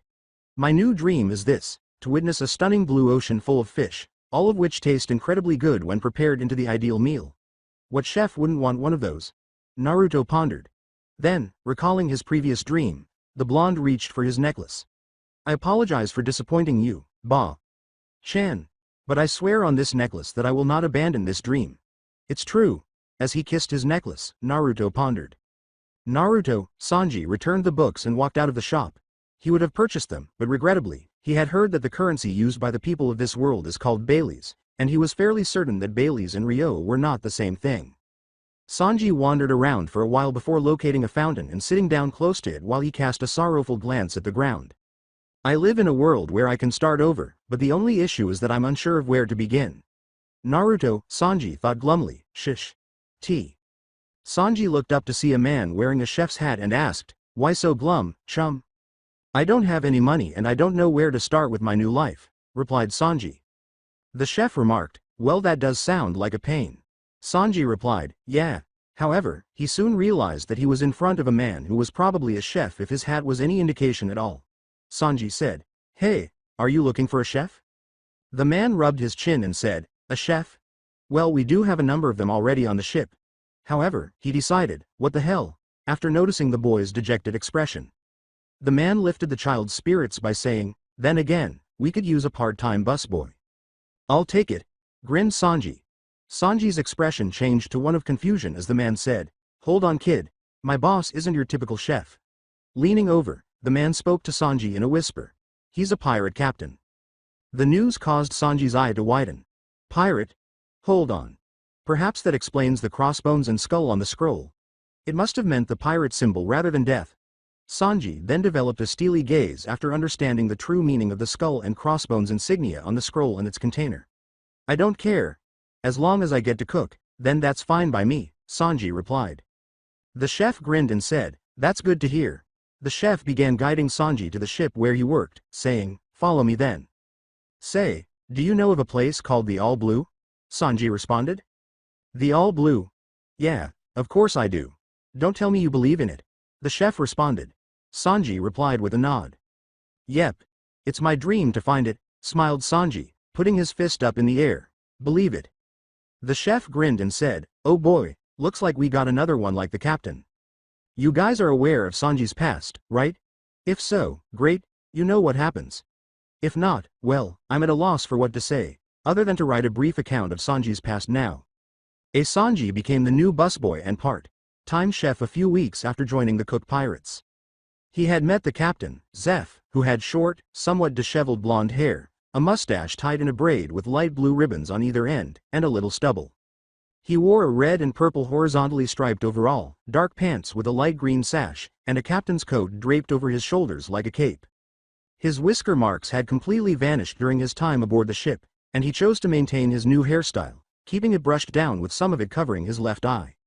He continued to dream about the All Blue and what lies within it while he worked. Sanji wouldn't listen to him engage in a debate with other shipboard chefs about whether or not the All Blue was real. When he was known as Naruto, no one anticipated that he would be a shinobi in his former world, but he disproved their predictions and vowed to prove the existence of the All Blue. Even though he enjoyed his time on the ship and gained some new culinary skills, tragedy struck when a massive storm with swift tidal waves crashed into the boat, shattering it piece by piece. Unfortunately, Zeph, the captain of the Cook Pirates, arrived and saved Naruto from drowning after he was struck by a piece of debris and fell into the ocean. Sanji was trapped with Zeph after awakening on a massive rock. He received his portion of food from Zeph, which was a good-sized bag, but Sanji was annoyed that Zeph's portion was a large bag. When Sanji finished his food bag after spending days on the rock, he appeared to be a filthy, skinny rag dog. Sanji then made the decision to steal some of Zeph's food, but when he went to the enormous bag and used a knife to cut it, he found that it was full of gold and contained no food at all. This could only mean that Zeph had given him all the food he could find. After wondering why he would do this, Sanji approached Zeph and found out that he had sacrificed his right foot, probably to save his life. Naruto was perplexed. He questioned why he would go to such lengths for him, a young man who had worked as a minor employee on his now demolished ship while it was still intact. It was because he had the All Blue dream. Zeph had explained to him. He knew it was true, even though some of his now old crew had claimed it was a myth. Even though he might not be able to see it anymore, he trusted Sanji because he knew he would. At that point, Naruto began to cry. Zeph had sacrificed his life as a pirate to keep him safe. In a way, He sacrificed his chakra pathways to shield people who would have been hurt by the Akatsuki and their aspirations if they had obtained the Kyuubi. There was something positive about it, as if he had discovered a kindred spirit in Zeph. Sanji told Zeph his whole story because he reasoned that since this rock he was sitting on would be his grave, someone from this world should be aware of his true origins. Zeph remarked, "Another world, huh?" Sanji remarked, "Yeah, I know it's crazy." Sanji looked at Zeph in disbelief as he said, "Actually, I think I heard of a scroll a lot like that one you mentioned. Except I heard that it was all white with a symbol of a ninja mask with the kanji for shinobi on the forehead of the mask." Sanji questioned, "Seriously? Do you know where it is?" "I think I heard somewhere that the Marines have it, most likely in Marine HQ, said Zeph. Sanji said, "Oh." After spending nearly a month in this new world, Sanji discovered that the white uniformed men who had rescued him from the enormous eel known as an Aya King were Marines. Sanji wanted to know where the scroll might be in case Kami knew what, but he didn't want to go back because he was afraid the Akatsuki would capture him. Sanji made the decision to shift the topic. "So, just wondering, what do you plan on doing with that gold if we get out of here?" Sanji inquired. "When we get out of here, I plan on using this junk to buy an ocean-going restaurant," said Zeph. Unaware of what that was, Sanji questioned, "A what?" Zeph described it as, "A large ship that's also a restaurant." Sanji grinned and exclaimed, "Cool," but decided to calm down when he noticed that Zeph's expression remained neutral. Sanji said, "I mean, that sound nice." Zeph said, his expression unchanged, "You mean cool? Your enthusiasm before was what I expected from you, kid." Sanji gave Zeph a startled look before grinning. Captain Zeph. Just Zeph for now, Gaki, I ain't a captain anymore," Zeph replied. "I was wondering if you wanted a little help when we finally get out of here," Sanji replied. Zeph made Sanji feel depressed by saying, "I don't need a Gaki's help." Gazing at Sanji, Zeph remarked, "I need a man's help." "Are you a man?" Sanji gave Zeph a wide-eyed stare before getting to his feet with a determined expression. Zeph grinned and laughed as Sanji yelled, "You bet, old man," with determination. Zeph grinned and remarked, "Just my luck, I get stuck with a hyperactive knucklehead chef." "You're damn straight you do. Believe it," exclaimed Sanji, grinning broadly, as he pushed his fist forward, causing Zeph to laugh once more. Zeph wants to name the restaurant Barati, and the two were fortunate to have been discovered by a ship. With the gold they had, they began to work toward their new objective. Sanji had a new purpose in life, but as we all know, life is an unpredictable mistress that can completely alter your life at any time. A big ship that doubled as a restaurant was floating on the waters of a place called East Blue. It had an oval shape, regular masts, and a fish for a head or front piece. Its bottom is round, and the sides are lined with a small array of cannons that were probably used for combat rather than for decoration. The ship was the Barati, a four-star restaurant that catered to everyone, regardless of wealth. The staff was happy to serve everyone, but if they failed to pay and intended to bail, let's just say that the idea is genuinely disliked by the staff. Inside, people were savoring their delectable meals on exquisite tables set with elegant dining utensils. The restaurant's decor, layout, and ambiance were breathtaking. At one table, a lovely, slim blonde woman in a red-violet dress was having soup with an average-sized man with well-combed light purple hair, a scar under his right eye, and bolts on his knuckles. He was dressed in a pinstripe suit. The woman remarked, "Everyone here is staring at you, you're famous." The man said, "No, you're wrong. They're all admiring you." The man was known as Full Body, a Marine lieutenant who thinks of himself as a ladies' man and can be quite haughty. After taking a sip of their wine, the two gently tapped their glasses against one another. Beside the two was a man wearing a long-sleeved, blue pinstriped button-up shirt and a black double-breasted suit with a tie. He was carrying a glass of wine, which was wrapped in a white cloth, that he had previously poured for the couple.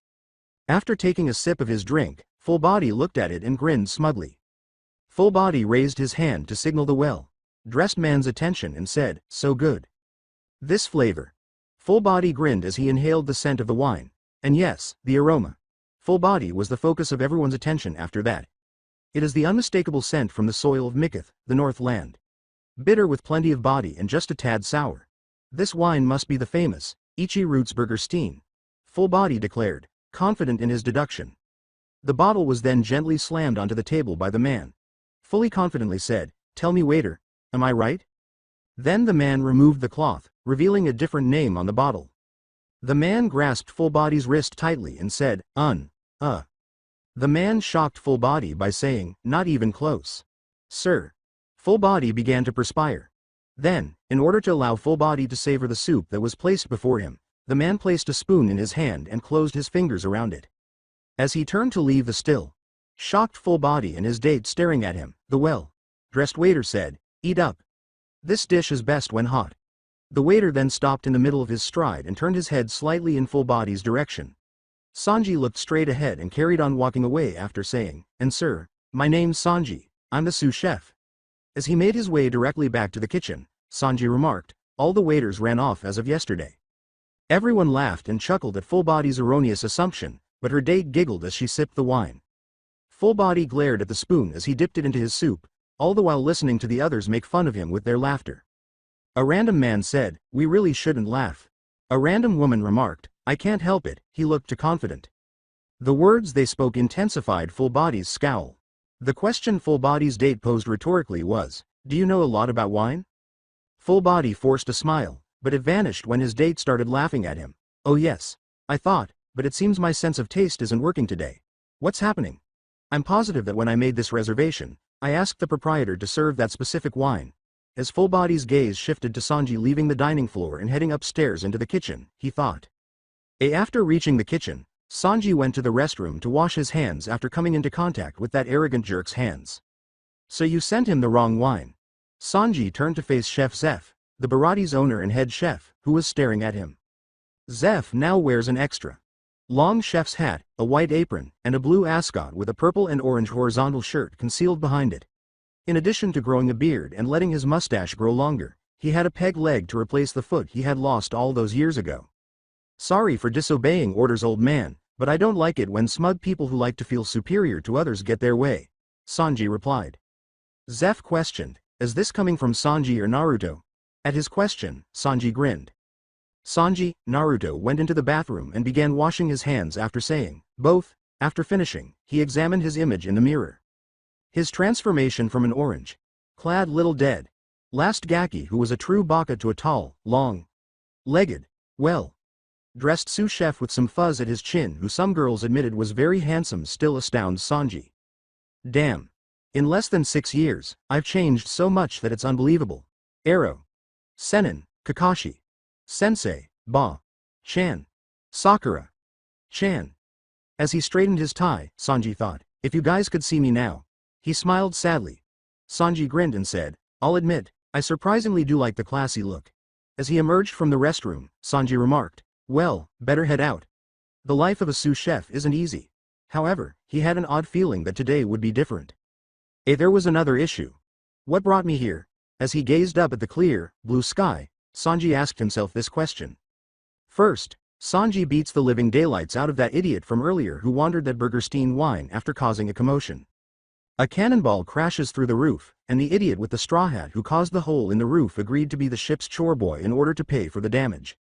It turns out that he was a pirate captain, and a very stupid one at that, with a crew that included a swordsman whose personality and sarcastic remarks irritated him, a big-talking coward whose preferred weapon was a slingshot, and a beautiful young woman who made Sanji's heart race with love. Just like every other attractive woman in the world does to him. The starving pirate, whom he fed a meal without anyone else knowing, had told his boss about Barati, which prompted Don Krieg, the pirate's boss, to try to take over the Barati with his armored crew. This resulted in a full-on brawl, and the chore boy beat the living daylights out of him to save Barati. Oh, and he forgot that the captain of the Baka had invited him to join his pirate crew.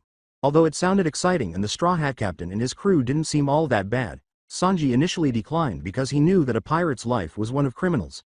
However, he had previously been a shinobi who protected people and stopped criminals, so it was a tough thing for him to consider with his conscience. Not to mention that ninjas and pirates are fierce rivals, which only made the choice more difficult to make. Ultimately, however, Sanji made the decision to join the pirate crew of the Straw Hat because, well, what the hell? Sanji yelled during the invasion that he would sacrifice his life for everything Zeph had done for him, but the captain in the Straw Hat reprimanded him, telling him that the elderly man had gone to such lengths for him so he could use his life. Sanji's single eye widened as he saw an image of his former self, Naruto Uzumaki, inside the Straw Hat pirate after the Seapadin said those words and gave him a look. He wanted to follow the young man to the end of the world after seeing that and hearing what the Straw Hat had to say. Following Straw Hat's victory over Don Krieg, Sanji made up his mind and informed Straw Hat that he would become the new chef for his pirate group. He couldn't help but smile when he saw a younger version of himself, the Straw Hat Baka pirate, celebrating like a child. After saying his goodbyes, Sanji began to leave, but not before Patty and Carne attempted to beat him as payback for being a pain in the ass. Zeph had taught Sanji how to fight with his legs, so he used his lethal and effective Kuroashi no Vaza, black leg technique, to beat the living daylights out of them. The last straw was when Zeph wished Sanji luck on his journey just before he departed. Sanji bowed to him respectfully and thanked the old geezer, saying he would miss him while crying. Zeph began to cry abruptly, and Patty and Carne both yelled that they would miss him. As a result, the other employees began to weep for Sanji's departure. Sanji gasped. He never imagined that he would ever hear those who he once thought of as being annoyed by him actually cry when he was leaving and express how much they would miss him. At this, Sanji shed both happy and sad tears. He was proud of the fact that he now recognized this world as his home. He was now traveling in his own boat with his new captain, Monkey D. Luffy, and a friend of the swordsman, Yosaku, to wherever the other 3 crew members had gone.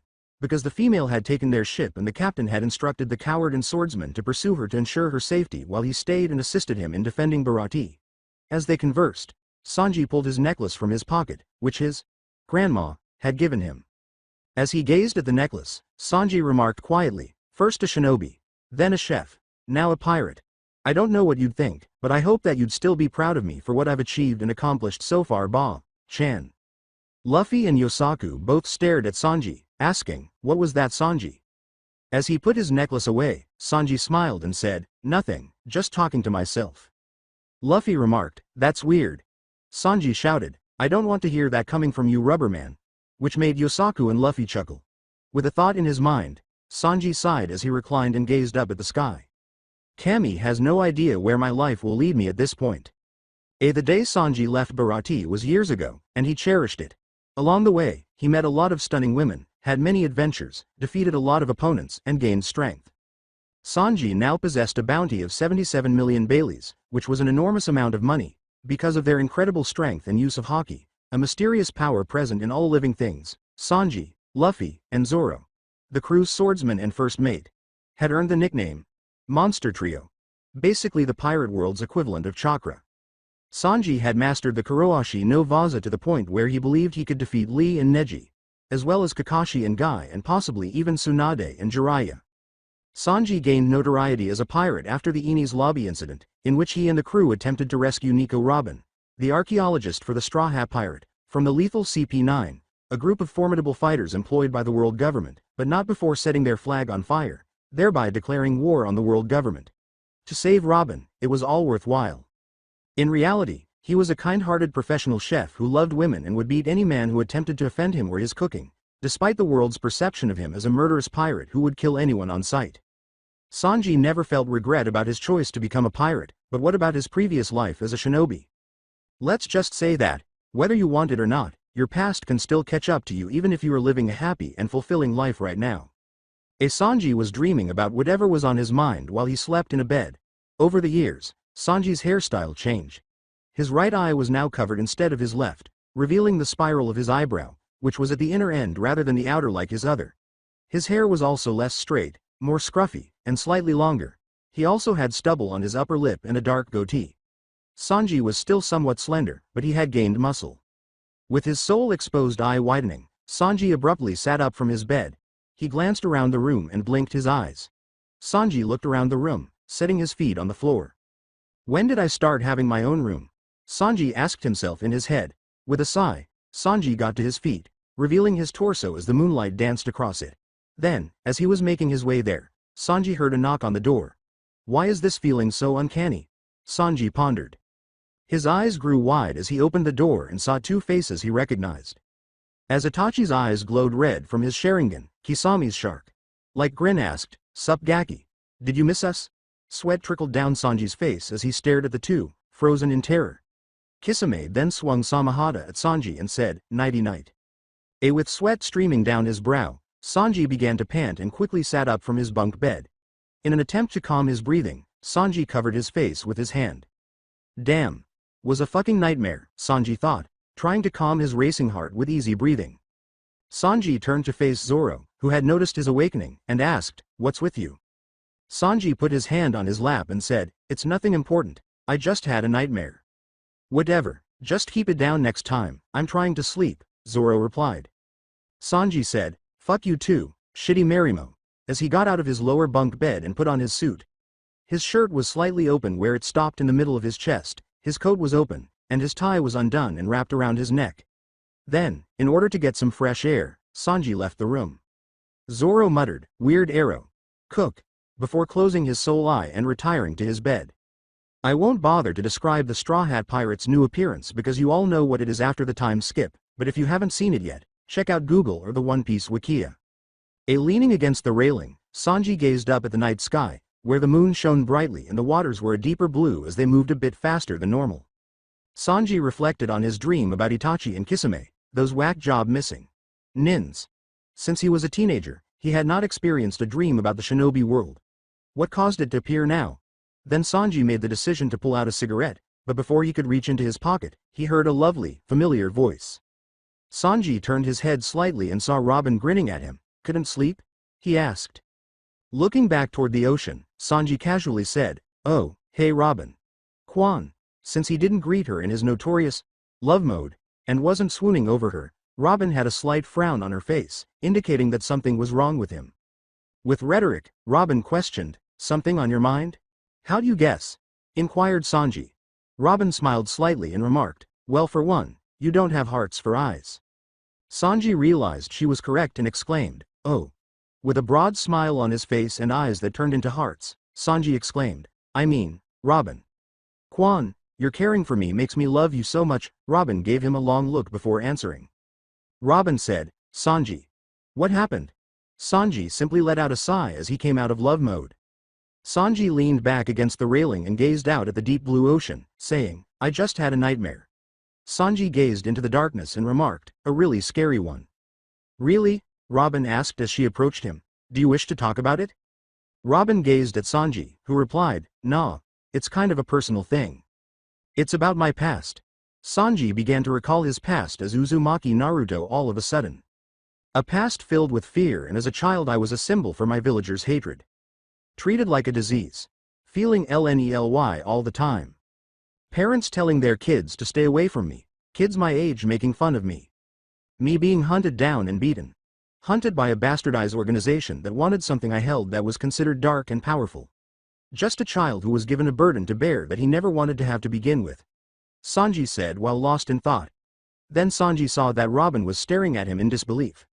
Sanji changed the topic and said, It's nothing. I'm just babbling about some stupid stuff. Anyway, what are you doing here?" For a moment, Robin kept staring at him in disbelief, but she eventually got over it and smiled at him.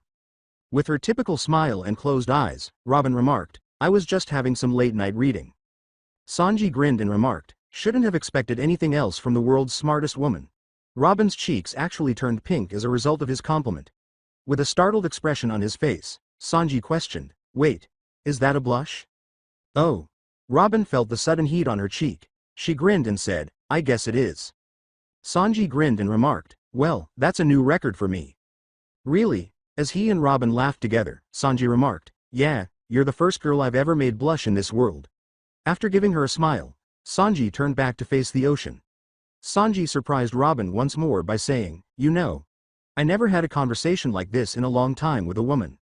"Really?" Sanji nodded and said, This is the first normal conversation I've ever had with a woman since I was 12. Robin remarked, 9 years? That's a very long time." According to Sanji, "I know." Then Robin leaned beside Sanji on the railing. Sanji said, "So what have you been reading?" Still grinning, Robin said, "A very interesting book." "Sounds interesting. What's it about?" Robin responded, "Shinobi." Sanji's eyes widened. Sanji grinned and said, "Shinobi. That is interesting." Then Robin nodded and said, Sanji inquired, "So what did you learn so far?" "Well, besides the usual weaponry of kunai and shuriken and their trapping skills, I did learn that they made a special way to utilize paper tags," Robin replied. The first thing that sprang to mind was, "Oh, like a paper bomb tag." Sanji realized his error when Robin asked, "A what?" "Oh. Well, you see, shinobi actually make different things with paper tags. One of the uses was making a bomb out of them." Sanji replied. He had intended to tell Robin it was nothing, but since she would undoubtedly be too intelligent for that, he chose to share with her a small fact from his former life. "Really?" Robin asked, clearly intrigued by the new information. Sanji nodded and said, "Uh-huh. If you don't mind me asking, Sanji, but how do you know such a thing?" Robin responded. Sanji quickly thought of the most plausible lie he could tell her. "When I was young, I, used to read books and other things about shinobi." Sanji replied. Robin said, "I see, and do you know anything else?" "Well, I do know that there are different class of shinobi," Sanji replied. "Different class?" asked Robin. "You see, shinobi aren't just assassins, but there are types like guardians who protect clients, supplies, etc. Intelligence gathering and recon who gather intel from other enemy shinobi and villages. Torture and interrogation, I'm pretty sure you can guess what that's about. And medical shinobi who heal their injured shinobi and kunoichi," Sanji clarified. "Really?" asked Robin, intrigued by what the cook had said. "Yeah, and that's only a few, but there are also rankings." "Rankings?" "Yeah. You see, first there are shinobi in training who go to the academy at their home villages, usually starting at the age of 5, after performing an exam given to them by their homeroom teacher, where they either fail or pass. The ones who pass are given a Hitai.8, but if they fail they go back to the academy. The ones that pass are then put into a 3-man squad which usually consists of 2 shinobi males and 1 kunoichi. They're then given a Jonin sensei who gives them a test. Like the exam given to them by the academy. If they fail they get sent back and have to go through another semester at the academy, but those who pass are officially made into a genin." "Genin?" asked Robin. "Yep. Genin are the lowest rank of official shinobi. To get promoted they have to either pass another exam to prove themselves worthy of the next ranking or get promoted by the village leader themselves. It goes by genin, who usually take on small missions known as D ranks that are basically favors asked by the villagers of their home to be done for them." Robin remarked, "Sort of like chores." "Exactly, finally someone agrees with me," exclaimed Sanji, pleased that someone else thought those tedious missions were actually chores. Robin blinked in bewilderment, which caused Sanji to blush at his own error. He then cleared his throat and resumed his composed demeanor. Robin laughed when Sanji said, I got into an argument with another person about that lil thing back at North Blue. Anyway, sometimes genin are lucky and take on C-rank missions that usually have to do with escorting someone or cargo and protecting them from bandits or any other kind of opposing force. The next level is chunin who go on C-rank, B-rank and sometimes A-rank missions. They can also be academy teachers. The next rank are jonin, the best there are. They take on B-rank, A-rank, and sometimes even deadly S-rank missions.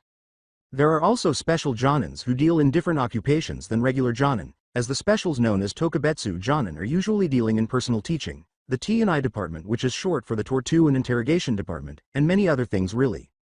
Then there are a special group called Anbu, who normally do S-rank missions, protect the village leader, defend their villages from being invaded. There are also a different branch called Hunter.nin that go after shinobi who have abandoned their villages so they could kill them. They usually decapitate their targets and burn the body. Sanji explained. "But why?" inquired Robin. "You see, a shinobi's body holds many things, dead or alive, and they could give another enemy shinobi and or village secrets from the missing nin's home village that could be used against them or other villages, so they hunt them down so that enemy shinobi and villages can never attain those secrets," Sanji clarified. "I see." Sanji recalled his dreams of becoming the Hokage of Konoha. Then there are the best of the best, the Kage, who are a selected shinobi who become the leader of the village. They're usually respected and loved by their fellow villagers and they're usually the most powerful shinobi in the village. You don't mess with a Kage. Robin's perspective on Sanji changed completely when he realized how well versed in the pirate's deadly foe he was. "Sanji. Robin said, do you mind telling me more?" With a slight smile and nod from Robin, Sanji asked, You want to talk to me more about my knowledge of shinobi?" After being shocked, he regained his signature smile, which he hadn't had in a long time. Sanji smiled and scratched the back of his head. "Sure, Robin. Quan, I'd love to," he said. His expression reminded Robin of Luffy's, and she laughed at it. Robin proposed, "How about we talk about things in the kitchen?" "Sure. I'll make us some cocoa, it sure is chilly out," Sanji replied. Robin grinned and said, "That sounds lovely." After that, The two went to the kitchen to talk more about Sanji's understanding of shinobi and their way of life. The two talked about shinobi throughout the entire evening, and they relished, if not loved, every second of it. When morning finally arrived, the captain was naturally eager for breakfast as the other members of the Straw Hat arose and made their way to the kitchen. Luffy yelled, "Sanji! I need meat," as he entered the kitchen and saw Sanji and Robin conversing at the table with empty mugs next to them. Sanji picked up a napkin and clicked a pen to highlight its point. "So you see," Sanji began creating a seal on the napkin after saying, "Shinobi make special seals that do different things." As he finished and showed Robin the seal he had made, Sanji explained, "This for instance is a storage seal, a low-level but handy seal that Chunin and higher-ranking shinobi know that helps them put items, supplies, survival gear and sometimes living or deceased human beings inside of them." Robin took the napkin and looked at the seal, saying, "Impressive." "What the hell?" Zoro asked, causing Sanji and Robin to turn to face the other members of the crew, who were taken aback that Sanji and Robin were conversing. Luffy, for one, was perplexed as to why Sanji wasn't cooking, as the chef was typically the first to prepare breakfast for the group. Sanji said nonchalantly, "Oh, hey shitheads." Then he looked at Naim. Robin laughed when Sanji said, "And Nami." Swan, to the ship's navigator as he entered his notorious love mode. Still in disbelief, Usopp, the crew's professional sniper, asked, "Were you two just talking like regular people?" "Yeah, why the hell wouldn't we?" Sanji asked, raising an eyebrow to show that he was perplexed. "Does being an arrow cook ring a bell?" Zoro asked, crossing his arms. Sanji yelled, "Fuck you, shitty Marimo," at him. "Sanji, I want meat," Luffy complained. Sanji picked up his and Robin's empty mugs and put them in the sink to be cleaned before getting the ingredients, saying, Fine, I'll start cooking." As she sat down at the dining table with the rest of the crew, Nami asked, "So what were you two talking about?" Robin smiled and remarked, "We were actually having an intelligent discussion about shinobi." With their eyes sparkling like stars, Luffy and Chopper, the crew's doctor and a tiny, cute humanoid reindeer, exclaimed, "Ninjas. Cool.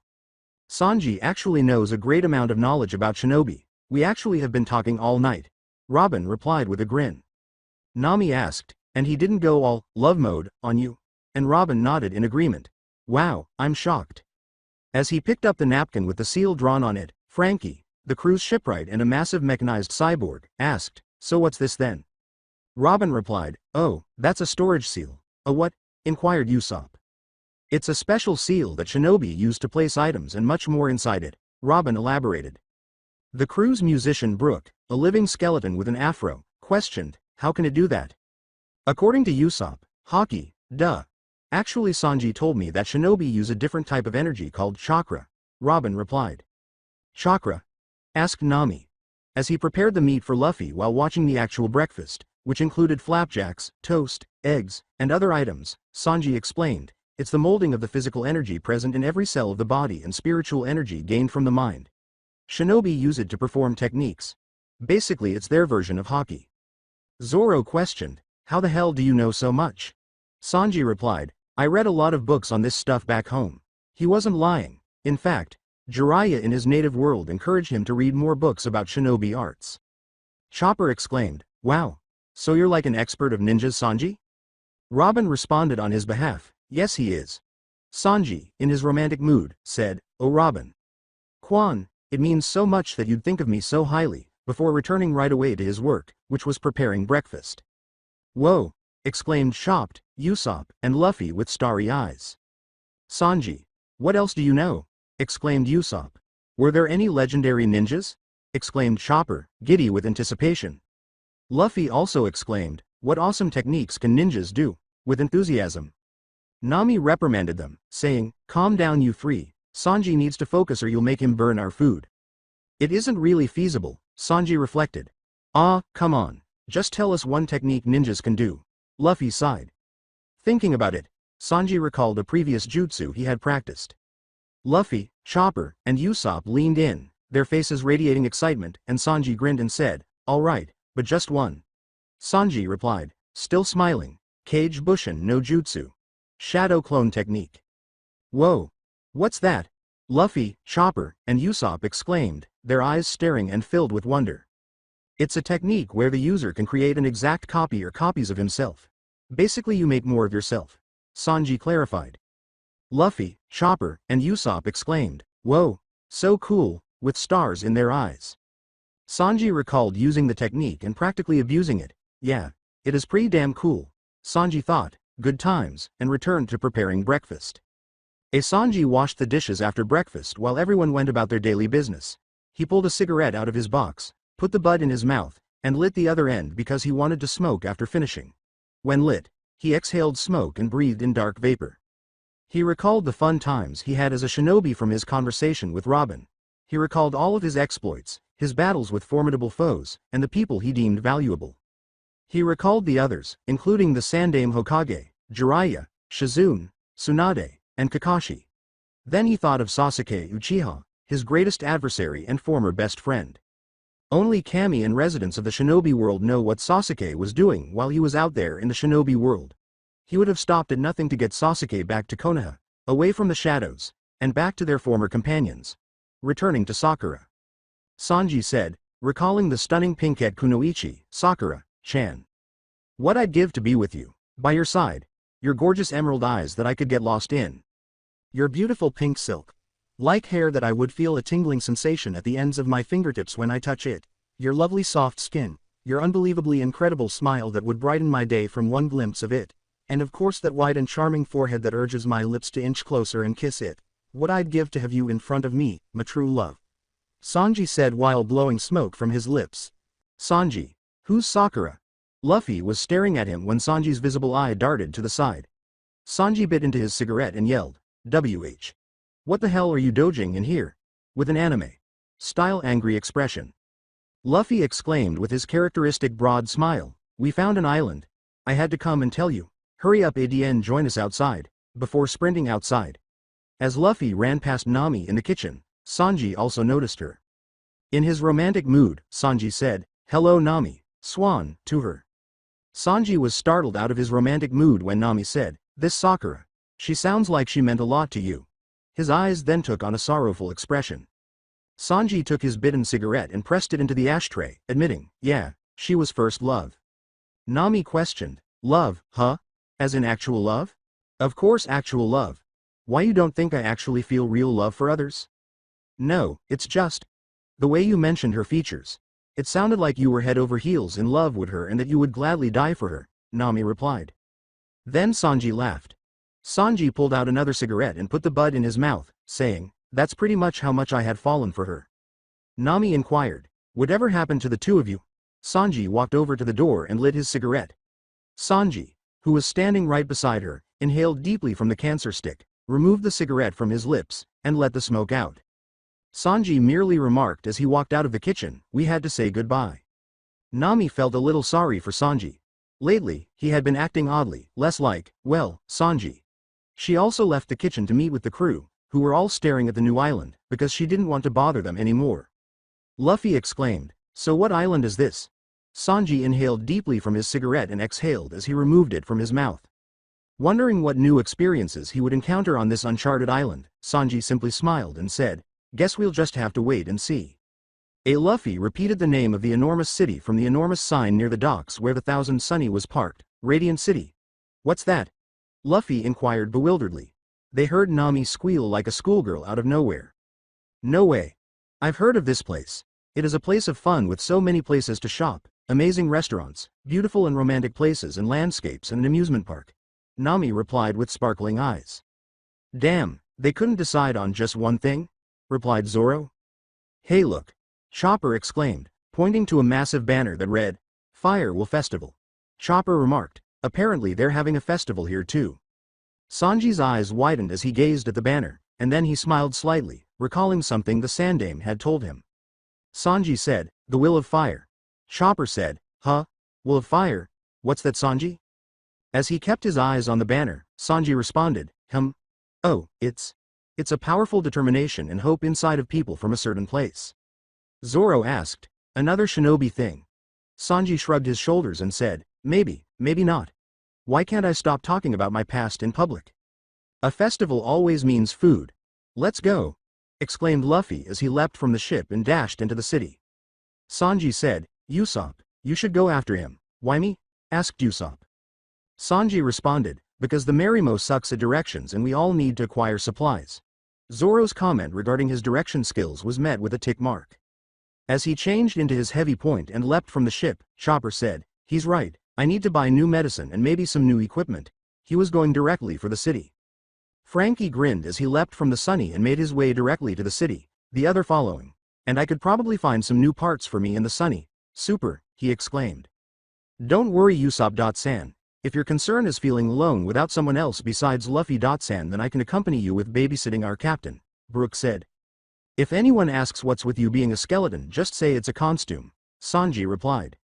"Why?" inquired Brook. "Just in case there are any kids around. Don't want to scar them for life," Sanji replied. Robin smiled and said, "He makes a good point." Brook said, "Understood." As he and Brook ran to find Luffy, Usopp said, "Come on Brook, we better find Luffy and quick before he eats the entire city's meat supply." Zoro then began to move in the direction that his legs led. Sanji said, "Where are you going, Marimo?" Zoro said, "None of your business," and kept on walking away. Robin laughed at the swordsman attitude, while Sanji snarled. "Don't worry, I'll go with him so he doesn't get lost," Robin replied. As she pursued the swordsman, Sanji thanked her in his romantic mood, saying, "Arigato Robin, Quan." Sanji reached into his pocket to see how much Bailey's he had so he could purchase some ingredients to prepare meals for their journey. He had chosen to ask Nami at the risk of increasing his debt because he was a little short on cash. "Hey, Nami. Swan, you know I don't like asking you for Bailey's, but you need some for some supplies?" "I understand," Nami replied. "You do?" asked Sanji. Nami shrugged her shoulders and gave Sanji some Bailey's, saying, "Yeah, food is important." Sanji went back into love mode and said, "Thank you Nami. Swan, this means so much to Nami." "It's no problem Sanji, now just go get the food before I make you pay interest," Nami replied. Sanji said, "Thank you Nami, Swan," before sprinting into town. As Nami watched Sanji run into the city, she let out a sigh. "The things I overlook in order to please others." Sanji was in awe of the magnificent city. Because of the celebration, there were lights and other decorations all over the place, giving the impression that it was a hybrid of a modern and traditional Japanese city. He was aware that this place would become even more beautiful as night fell. Sanji knocked someone down after bumping into them due to his disinterest in what was in front of him. When Sanji looked down, she saw a short, elderly woman with a hooded cloak that obscured most of her face. Sanji felt bad when she moaned, so he leaned over and extended his hand to her. Sanji took his hand and helped her up, saying, "My sincere apologies miss, I should have paid more attention to what was in front of me." "Oh don't worry Sunny, and you really should call me miss since I'm not so young anymore," the elderly lady replied. With a bow, Sanji said, "Please miss, you're never too old to accept such a sincere compliment that remains true." The elderly woman laughed. The elderly woman remarked, "Oh, you're sweet. Before I leave, do you need any assistance with anything?" Sanji responded. The woman questioned, "Are you asking me this because of my age?" Sanji smiled slightly and said, "Miss, I only ask because I can't go without asking a woman if she needs anything, it's kind of my nature." "Oh, such a nice boy. Well since you asked, I did leave my purse back home over the hill, but I do not wish to ask you for money." With a gentleman's bow, Sanji said, "Say no more miss, I shall escort you back to your home so you may retrieve your purse." The elderly woman looked at her tiny feet and said, "Thank you so much. I just hope my old tired legs can keep up with you." Sanji knelt down and offered the elderly woman a piggyback ride, saying, "Allow me." As she climbed onto his back, the elderly woman grinned at his considerate gesture. After securing her safely, Sanji got up and listened to the woman's instructions as he led her home. As he got closer to the elderly woman's house, Sanji remarked, "Wow, I didn't expect your home to be so far." The woman was still securely on his back. A woman in her later years said, "I apologize for the trouble." "Don't be," smiled Sanji, "I'm happy to help." When they got to her house, Sanji let her go so she could go inside and get her bag. When she came back, Sanji bowed and inquired. The elderly woman laughed at Sanji's polite demeanor and asked, "Would the lovely lady like a ride back to town?" The elderly woman remarked, "Oh you're sweet, but I do not want to waste any more of your time." Sanji leaned down to put her on his back and said, "Nonsense, it would be my pleasure, really." The elderly woman grinned at him before climbing onto his back. Sanji got out of his crouched position and began to walk back towards Radiant City once she was securely fastened. "Such a nice young lad, your parents did a splendid job at raising you right," the elderly lady replied. Actually, miss, I was born an orphan, but later in my life I was raised by some good people who made me the gentleman I am today. Sanji replied to her. The elderly woman remarked, oh, what nice people they were then. Sanji recalled Kakashi, Jiraiya, Tsunade, Tsunami, Tazuna, and Zeph and remarked, yeah. They sure were. He grinned as he thought of the people who had supported him in both his past and present lives. Sanji made the elderly woman smile by saying, they made me feel like the luckiest man in the world. Indeed, a pleasant young man. As Sanji continued to take her to the lovely city, the old woman thought, you deserve that power hidden within you, and you were kind with a golden heart that I know can overcome the darkness lurking within you. After assisting the elderly woman, Sanji bid her farewell and wished her luck in her shopping before heading out to gather the ship's ingredients. It was now late afternoon, so Sanji located the market area, purchased the ingredients, and made his way to the ship. In actuality, I have more leftovers than I anticipated. Sanji grinned and thought, who would have thought the food would be half price before the festival even started? Then Sanji stopped moving when he caught a glimpse of something out of the corner of his eye. Sanji's eyes widened as he turned to see something. He walked over to a storefront that featured jewelry, clothing for both sexes, and accessories. Yanni noticed a golden necklace, but the pendant that was attached to it caught his eye because it had a swirl pattern that seemed uncannily familiar. Sanji began to move toward the entrance, thinking, the Uzumaki clan symbol. Sanji approached the store's cashier after entering. The male cashier said, may I help you? Yeah, how much for the golden necklace in the window with the pendant that is in the swirl pattern? Sanji inquired. 425 Baileys, sir. Sanji pulled out 125 Baileys and paid the man, saying, I have enough. After saying, one moment, sir. To go get the cufflinks, the employee returned and handed Sanji the necklace. Enjoy, sir, and thank you for your services. Sanji grinned and put the necklace around his neck and over his head, saying, no. Thank you. Even though the Uzumaki clan are not a part of this world, I can wear this to show my clan's symbol with pride, even though I may have lost my headband and left my old jacket at old man Tazuna's house. Sanji grinned as he took his bags of food and new necklace and departed. After leaving, he saw a group of children teasing a blonde child in an orange hoodie. Sanji blinked because he thought the child looked a lot like him as a child, with the exception that the child's hair was more shaggy than spiky. Loser. Sanji heard the boy being teased by one of the children. Blondes are nothing but stupid people. Yeah, and orange sucks too. Yeah, and your really blue eyes are weird. Okay. So Sanji, who was wearing an orange button-up shirt and was a blonde with really blue eyes, was the one who crossed the line. Sanji walked over to the child and unbuttoned his coat to reveal his favorite color. The children made the boy feel like he was going to cry as they sang, loser, loser, blonde baka loser, who makes orange look stupid. Hey. Everyone turned to see a very irate blonde with blue eyes, dressed in a suit and an orange shirt with buttons. Sanji yelled, what was that you said about blondes with blue eyes who love to wear orange? As his hair began to rise and move dangerously. The children, with the exception of the bullied child, screamed in fear at Sanji's angry appearance and fled. Yeah, that's right. Get the hell out of here, Datbeo! Sanji yelled. The young child's eyes gleamed with admiration as he looked up at Sanji in shock and amazement. Then Sanji turned and grinned at the child. You okay, kid? Inquired Sanji. The boy replied, why, yeah, thanks mister. Sanji bowed slightly and said, please, call me Sanji. Sanji inquired, and what might your name be? The boy who is now known as Shinichiku bowed and said, shish. Shinichiku, Sanji.san. Sanji grinned and said, Shinichiku, huh? I like that name. Shinichiku gave him a startled look before grinning back. Sanji remarked, so where are your parents? You shouldn't be alone. However, he noticed Shinichiku's dejected expression. Sanji was shocked when Shinichiku said, I don't have any parents. I'm an orphan, sir. People around me don't like me either way. The adults think I'm strange, and the parents don't want their kids to play with me or be my friends, and the kids usually bully me. I'm usually alone. Shinichiku expressed her sorrow. Sanji saw a younger version of himself in Shinichiku, and he looked at her with some sadness. Shinichiku remarked, there are days when I think it would be better if I didn't exist. The words, don't ever say that Shinichiku, caused Shinichiku to look up at Sanji in disbelief. A life is precious no matter what it is. I was born an orphan and for a long time the people of my village despised me, but I kept picking myself up whenever they tried to throw me down because I wanted to prove to them that I mattered. Once I found people that I considered more precioso to me than my own life, I found true strength and happiness. You just need to stick it out a little longer and continue to find yourself true friends who will become more precious to you than anything in the entire world. Trust me, Sanji concluded. Shinichiku asked, but what if I don't find them? You will. I believe in you. Believe it? Exclaimed Sanji, throwing his fist forward while grinning broadly and keeping his eye closed.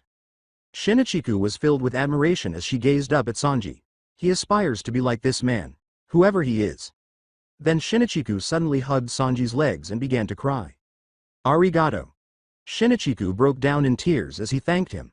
When Sanji saw a younger version of himself again, his eyes went from shock to sad, and he knew what a child needed in such a situation. Sanji separated Shinichiku from his legs after setting the bags on the ground. Before he could say anything, Sanji leaned down, put his hands on Shinichiku's shoulders, and looked him in the eyes. Shinichiku was afraid that he had gone too far and now made Sanji hate him too. Shinichiku's eyes watered as Sanji said, Shinichiku, please promise me that you'll never give up on your ELF, that you'll always work hard to earn what you desire and deserve, to always follow your dreams no matter how many people or whoever tell you otherwise, and to never go back on your promises. Promise me this. He then grinned and used his sleeve to wipe away the tears. I promise. And I won't go back on my promise or any more I make, Shinichiku confidently declared. Then he yelled and pushed his fist forward. Believe it. Sanji grinned and cried a single tear, pleased that he had given a boy the confidence to pursue his goals and aspirations. With his characteristic smile, Sanji exclaimed, that's what I like to hear. Which made Shinichiku smile too. Angie then handed Shinichiku an orange after reaching into one of the grocery bags. Sanji said, just in case you're hungry. After examining the orange, Shinichiku grinned and accepted it. Arigato. Sanji-san.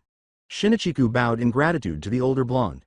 Then Sanji got up and said goodbye, grabbing the bags. As he left, Sanji remarked, later Shinichiku, don't stop believing in yourself. As Sanji vanished into the throng, Shinichiku observed. He aspired to emulate the man one day. Then he saw a necklace on the ground that had what appeared to be a shard of crystal on it. When Sanji arrived at the location of the ship, Robin greeted him with a smile. Sanji danced over to her and exclaimed, Robin.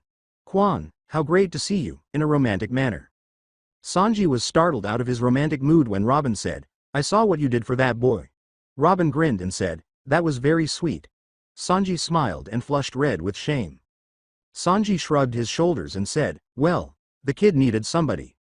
Robin said, yes, he did. And I am glad that it was you. Sanji blushed even more.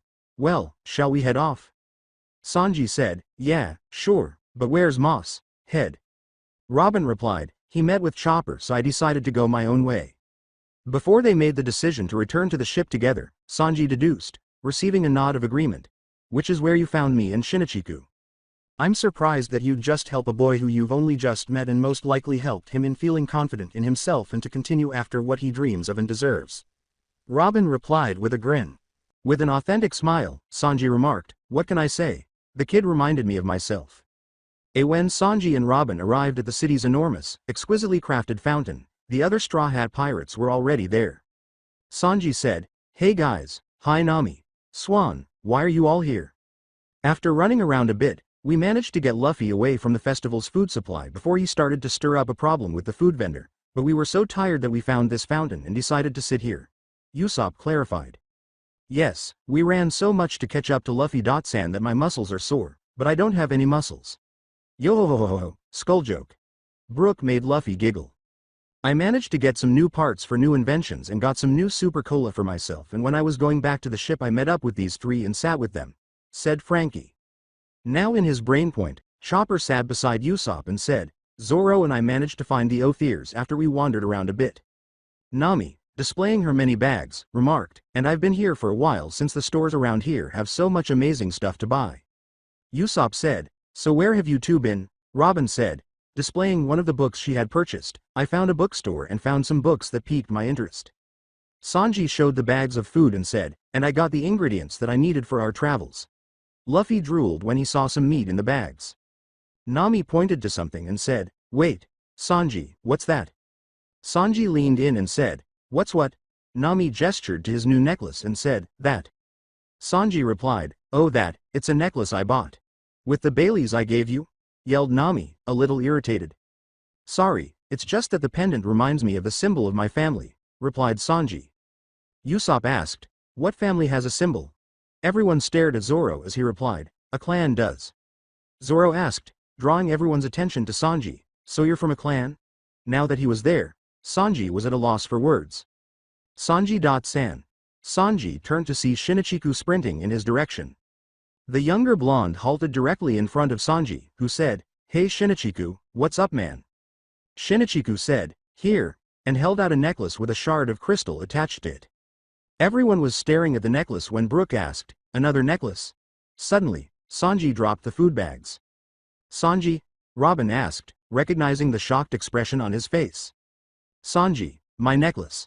Nami, who was now angry with Sanji, yelled, you already had one. Sanji, you official owe me big time.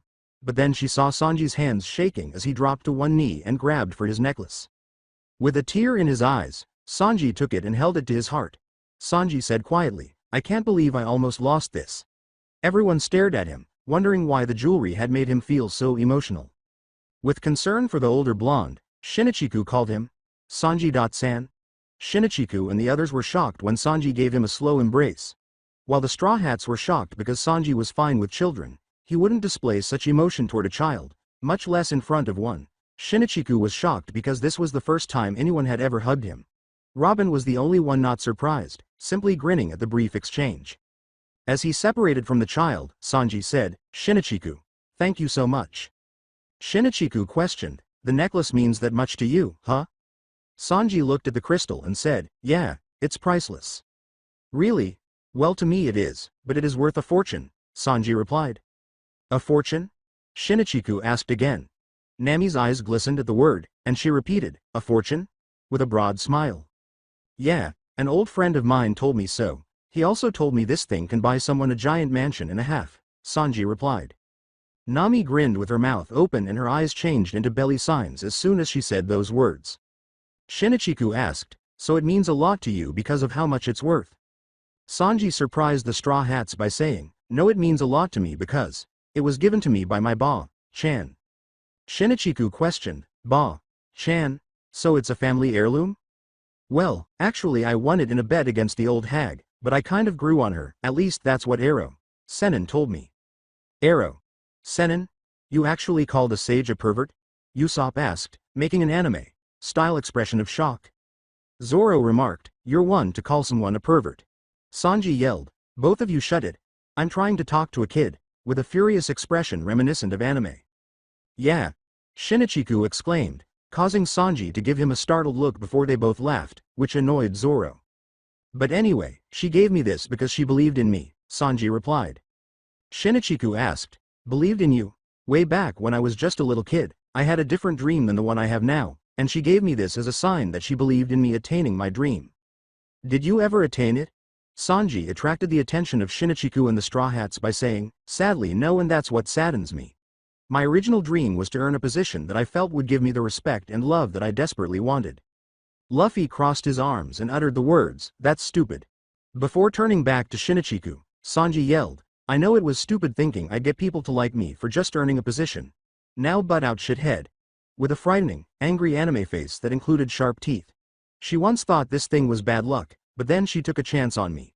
But even though I never attained that dream, I still felt that with everything I've done so far for people who actually care for me that she'd be proud of me. Sanji continued. To make sure he understood, Shinichiku said, wow. So this necklace is important to you because it represents your grandma's belief in you? Yeah, but also. Sanji said, then cast a sorrowful glance at the necklace. Sanji smiled and remarked, it's the only thing I have left from my original home. Shinichiku began to have faith in Sanji. He was certain that he wanted to be like him and that he was a wonderful man. Now, the other members of Sanji's crew had a completely different perspective on him. He was genuinely taking them by surprise. The short old woman from earlier caught Sanji's attention, but he heard a noise and looked up to see a sign on its final length, ready to fall on her. As the sign was about to fall, Sanji exclaimed, oh crap. Sanji handed Shinichiku his necklace and hurried over to the elderly woman, saying, Shinichiku, I need you to hold on to my necklace. The sign abruptly broke off and fell in the direction of the elderly woman, who didn't appear to notice it. When they finally saw the sign descending on her, everyone started yelling. Oh crap! Exclaimed Usopp. They were about to use their powers to save her when Robin, Luffy, and Zoro heard Shinichiku yell, Sanji.san. This made them stop because they saw Sanji already on it, spinning and jumping into the air as his foot glowed and ignited. Sanji called out the name of his technique, Diable Hambi, Devil's Leg, and then, when he was near enough to the sign, he kicked it, shattering it into tiny fragments. Sanji yelled, "Strike!" after his method destroyed the sign. Then Sanji's leg returned to normal, and he landed softly on the ground. As his eyes grew bright, Shinichiku exclaimed, "Whoa, he's so cool." "Great, the arrow. Cook just got a new fanboy," Zoro replied. Then Sanji turned and moved in the direction of the elderly woman. Sanji said, "Miss, you should be more careful." However, the old woman began to laugh, which perplexed Shinichiku, him, and the other Straw Hats. As she made her way to the fountain, the elderly woman said, "Congratulations, Sanji.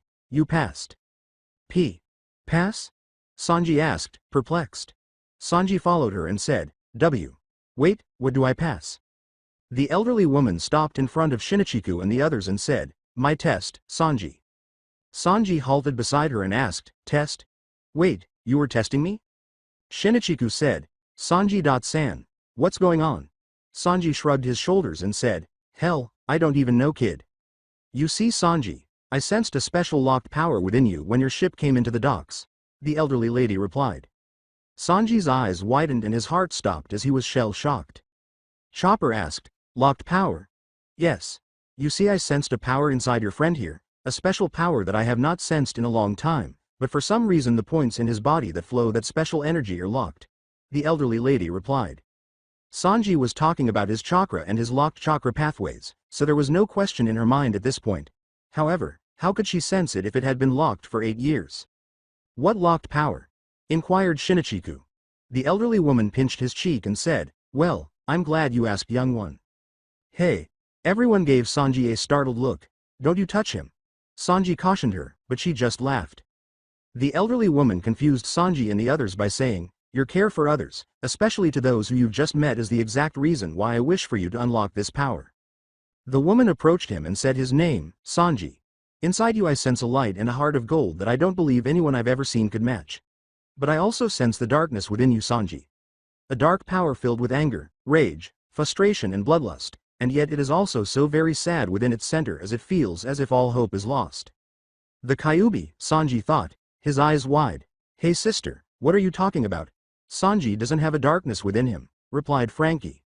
"Sanji, I will admit that when I sensed the darkness within you, I was afraid, but you seemed like a nice person when I saw you, so I decided to test you in your heart. When you helped me I felt the light in you, but I wanted to know if it was truly from your heart or just a ploy, so I planned to have that sign fall on me and see if you would save me, but when I saw the way you treated this child with such kindness, honesty and belief in him, I started to feel your heart's true song, but it was when you talked about your necklace that made me completely realize that your light could overcome the darkness, but I still wasn't sure in your abilities. So that's why you still went ahead with your plan with the sign," Robin replied. The elderly woman grinned and said, "Yes, that is correct." She burst out laughing as she glanced up at Robin. The elderly woman said, perplexing Robin, "It's very funny." The old woman startled Robin by saying, "Out of everyone here, I can sense that you and Sanji are kindred spirits." Robin then turned to face Sanji, and the cook blushed and averted his eyes from her. The other members of the crew realized this was a big deal when they witnessed that exchange. Sanji told the short old woman, "Look lady, this whole test thing seems kind of pointless because of a power that is unattainable and is not even in my possession." However, a cane that suddenly appeared in her hand gave him a whack in the leg. "Ow! That hurt, damn it! Datbeo!" Holding his stricken leg, Sanji yelled. "Dat? What?" Everyone was perplexed by Sanji's abrupt use of a new word, so Usopp asked. With a smile that caught everyone's attention, the short elderly woman said, "What I'm getting at, Sanji, is that since you passed my test, I am now going to give you a gift." "A present?" Putting his foot back on the ground, Sanji asked. "Is it meat?"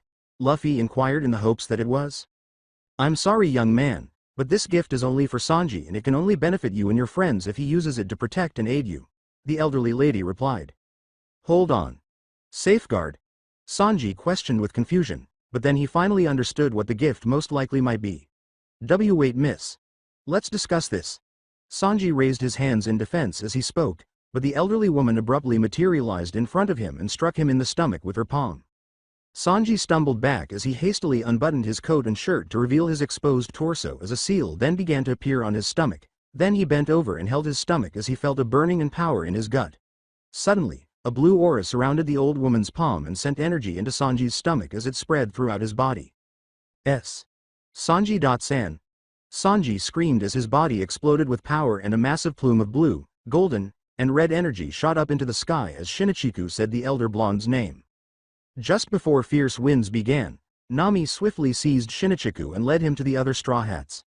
The Straw Hats held their ground as they attempted to resist the force of Sanji's new power and the escalating winds, while everyone in the town square fled from the intense power and others in the city watched the energy beacon shoot into the sky. After what seemed like hours but was actually only a few seconds, Sanji stopped screaming as the power subsided. He then collapsed to his knees, gasping from the power surge, and noticed a blue aura dancing around his hands. Sanji stared at his hands with wide, shocked eyes, thinking, "Oh my, Kami. It's back. It's back." The old woman then began to laugh, but it sounded more like the laughter of a very young woman than that of an elderly woman. The old woman threw off her hood and saw that in her place was a young, voluptuous woman with golden hazel eyes, long, silky black hair, fair skin that looked softer than a newborn's, and red luscious lips. She wore a gorgeous white robe with red lining, a giant red sash wrapped around her waist, tied in a giant bow at her back, and a golden fan in her left hand. "Congratulations, Naruto.kun," the woman said, shocking Sanji once more, as he looked at her with fresh fear at the idea that she had discovered his true name. Sanji and the others had never seen a woman so beautiful. You reopened my pathways," Sanji uttered, still in disbelief. "What on earth is happening?" Frankie asked in disbelief. "Hi, lady. How did you treat Sanji?" Luffy yelled as he felt a sudden surge of anger, believing she might have harmed him. The woman turned to Luffy, grinned, and giggled while closing her eyes, waving her golden fan to give her face a little wind. The angelic woman remarked, "My dear child, all I did was reawaken his chakra pathways." "Chakra?" Robin repeated, staring at Sanji with a look of shock on her face. "Chakra? That's what shinobi use, isn't it?" Usopp questioned, remembering Sanji mentioned that, but when he said that, they all immediately realized the truth. Saw. Saw. Saw. Saw. Saw. Saw. Saw. Saw. Sanji. With a shocked anime expression on his face, Usopp stammered and gestured to Sanji. Is a.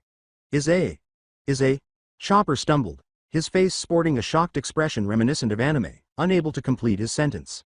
"I believe Usopp.san and Chopper.san are attempting to convey that Sanji is a shinobi."